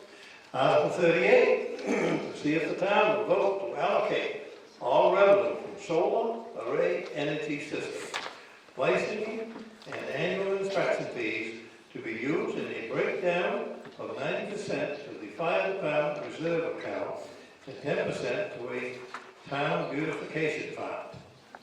We have a motion. We have a motion, we have a second. Discussion. Explanation, please, she says. I'll do my best on this. We have currently one solar project that's going through the approval process. I believe you have approved it, right, Blaine? Our solar ordinance that you folks adopted approximately 2 years ago at a town meeting, it requires a application fee, and there's a mathematical formula for that based on how big their solar farm is. And it also has an annual inspection fee to it. That is money that is due to the town just simply to give them permission to come in and do business in our town. Now, in addition to this, and one of the questions that's been asked a lot is what happens at the end of 30 years when these solar panels need to be recycled. And in fact, your ordinance does cover that with a requirement for a bond by the solar company that's totally separate of this license fee. So I'd like to kind of make it clear that this license fee is money that we are requiring by ordinance for them to do business in our town. And on the first project, the initial license fee was about $35,000. And I believe, is it $5,000 or $10,000 a year for inspection fees? One of those, anyway. We sat in a select board meeting here a month or so ago discussing how we could best use this money for the town of Sangerville. And the question that keeps coming, or the point that keeps coming up, and you've heard some very positive things about the fire department here today, and I will stand behind every one of those and say even more good about them. These are a great bunch of guys. Sangerville has an excellent professional call fire department that's always willing to step out and do a little extra. And these guys don't ask for much. And I'm saying that from a position of 43 years of experience in the fire service in other communities. But this benefits you as well as them. They have 2 trucks, 3 trucks actually, that are, and Matt can speak after this if you have specific questions of him on this. But we have 3 trucks that are questionable whether they even should be on the road right now to fight fire. Matt has done a lot of research, put a lot of work into this, and has a really good plan for replacing 2 fire trucks with 1. We really don't want to borrow money if we have to, and if we have to, we don't want to borrow any more than absolutely necessary. So what we're going to try to do is get everything we can out of the life remaining of those trucks and try to put money aside, so into savings account for lack of a better term, so that we have a good slug of money to replace those 2 trucks with 1 as soon as we possibly can. And the select board looked at this as an opportunity to add significant money that wasn't coming out of the taxpayer's pocket to a reserve account to help defer that future cost. Thank you. Any other discussion? Right. What are you planning for the town beautification fund? I mean, understanding that. Well, my plan was to make a committee and put you in charge of it. You want to amend the article? I'm gonna ask Jeff to speak to this because it is basically his idea to do that. So we've Go too far with it. step on Brian's toes. We've had a number of people talk to us about curb appeal in our town, and we just thought this money, there's a number of places, there's tons of places we could put it. But these solar fields are coming into our town. They're not a beautiful thing. But the other side of it is we need to take advantage of what they bring with them, money. What was the other side? I'm sorry, I didn't hear you. The other side of the coin is solar fields are not beautiful, but what they bring with them is money. And we felt like using a piece of it for downtown beautification, whatever that might look like, again, probably a committee to do that, would just be a good use of the money to, to offset the negatives. That's how we felt about it. Sounds good to me, you just need to, you're setting up a fund, guys. That's what it is a reserve account for that. This is a new account. Any other discussion? Here, yes. I'm very nervous to talk, but does everybody in this room know what the solar array is? Because I didn't know it. Does everybody know what it is? How big it is? Am I correct in saying it's 20 acres?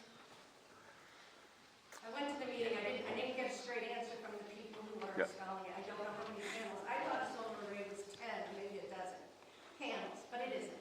No, It's hundreds and hundreds of panels, am I correct? You are correct. 20 acres of panels. Code I enforcement. just want to say that I oppose this project because of the impact on the wildlife habitat, the sanctum. I have driven Route 2, 150 to Bangor. I see these solar farms going in, and the visceral reaction is they are not good.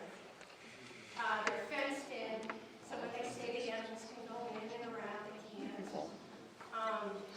So we're basically taking 20 acres of beautiful land and ruining the habitat of every animal, bird. I don't know if the snowmobiles are allowed to go on their land because it's their own personal property. Hunters, I know they're not going to be, they won't be able to hunt. I'm of two minds on this because I do believe that if you own your property, you should be able to do whatever you want. But this is a power station that's going in, and high voltage signs, it's a power station. And I am opposed to that being so close to the historic village, the Carlton Stream where there are wallabies and golden eagles, the runoff from the road. I'm opposed to it. To me, these solar projects look like set it and forget it. They don't get maintained. They get these weird looking fabric things on the fence that try to block people from seeing them. From what I see in my travels, they're bad news. And I listen to Jim Lebrecht, and he talks about solar power and the efficiency of a panel. Kelly, you're getting way off from the article. What's that? You're getting way off from the article. Well, I'm just opposed to a solar. I understand. I don't like them either. Don't get me wrong, I don't like them either. If you look into something called net energy billing, you'll like them a whole lot less, trust me. But that's neither here nor there. The article, as I read it, is there any more discussion? If you favor the article as I read it, and if you, as it is printed in the town report, please raise your hands. If you oppose it, raise your hands. It's a vote. If Jesse Soden, Kelly Llewellyn, and George, Tracy, come up, I'll swear you in, and then we will adjourn. You just get up here. If I could interject for a moment, we hope that you are going to stop and have some dinner, sit with your neighbors and friends and have a dinner. It's all set up, so you come in this way, and go down the line. Thank you. Enjoy our food. Okay, go ahead. Raise your right hand. Go ahead, read this. I, Josh Tracy, do swear that I will support the Constitution of the United States and the state, so long as I shall continue a citizen thereof. I, Josh Tracy, do swear that I will faithfully discharge to the best of my abilities the duty incumbent on me as select board member, according to the Constitution and the laws of this state, so help me God. You don't have to sign. Oh, we have not. So we have not adjourned yet, folks. I think it comes that way or something. Yeah, you sign there. Oh, it's all the same thing. It's the same thing, but you're an assessor and you're I'm gonna wait just a minute, we haven't adjourned. We're supposed to. That's okay. I'll let her finish. We can adjourn from there, but if we haven't adjourned yet, then we'll talk about it.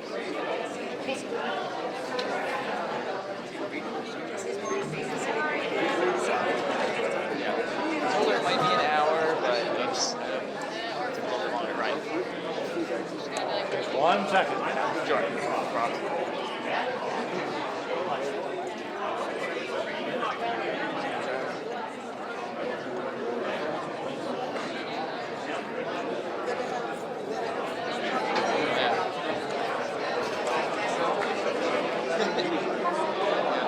Been there for almost 3 years, so it's another 3, right?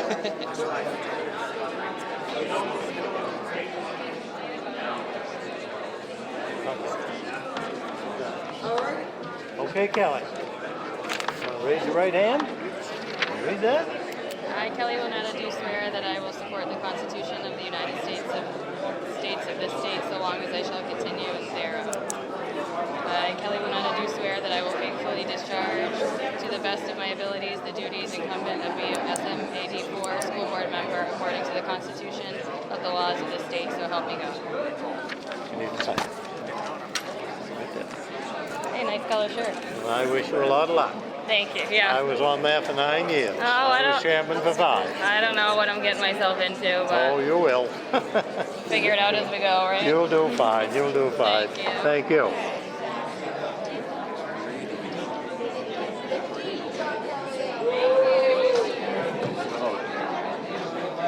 You're next, young man. Next time. Raise your right hand and All right. I, Jesse Soden, do swear I will support the Constitution of the United States and of this state, so long as I shall continue a citizen thereof. I, Jesse Soden, do swear that I will faithfully discharge to the best of my abilities the duties incumbent on me as MSAD 4 school board member, according to the Constitution and laws of the state, so help me God. want to sign right here? Let me see. Yeah, right there.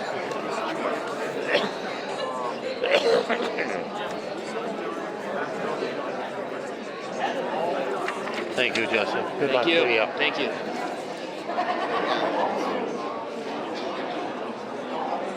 Welcome again. I know everybody's always on about food and nobody has adjourned and they've all gone. Okay, folks, we need a motion to adjourn. Do we have a second? Any discussion? All those in favor? Let's see.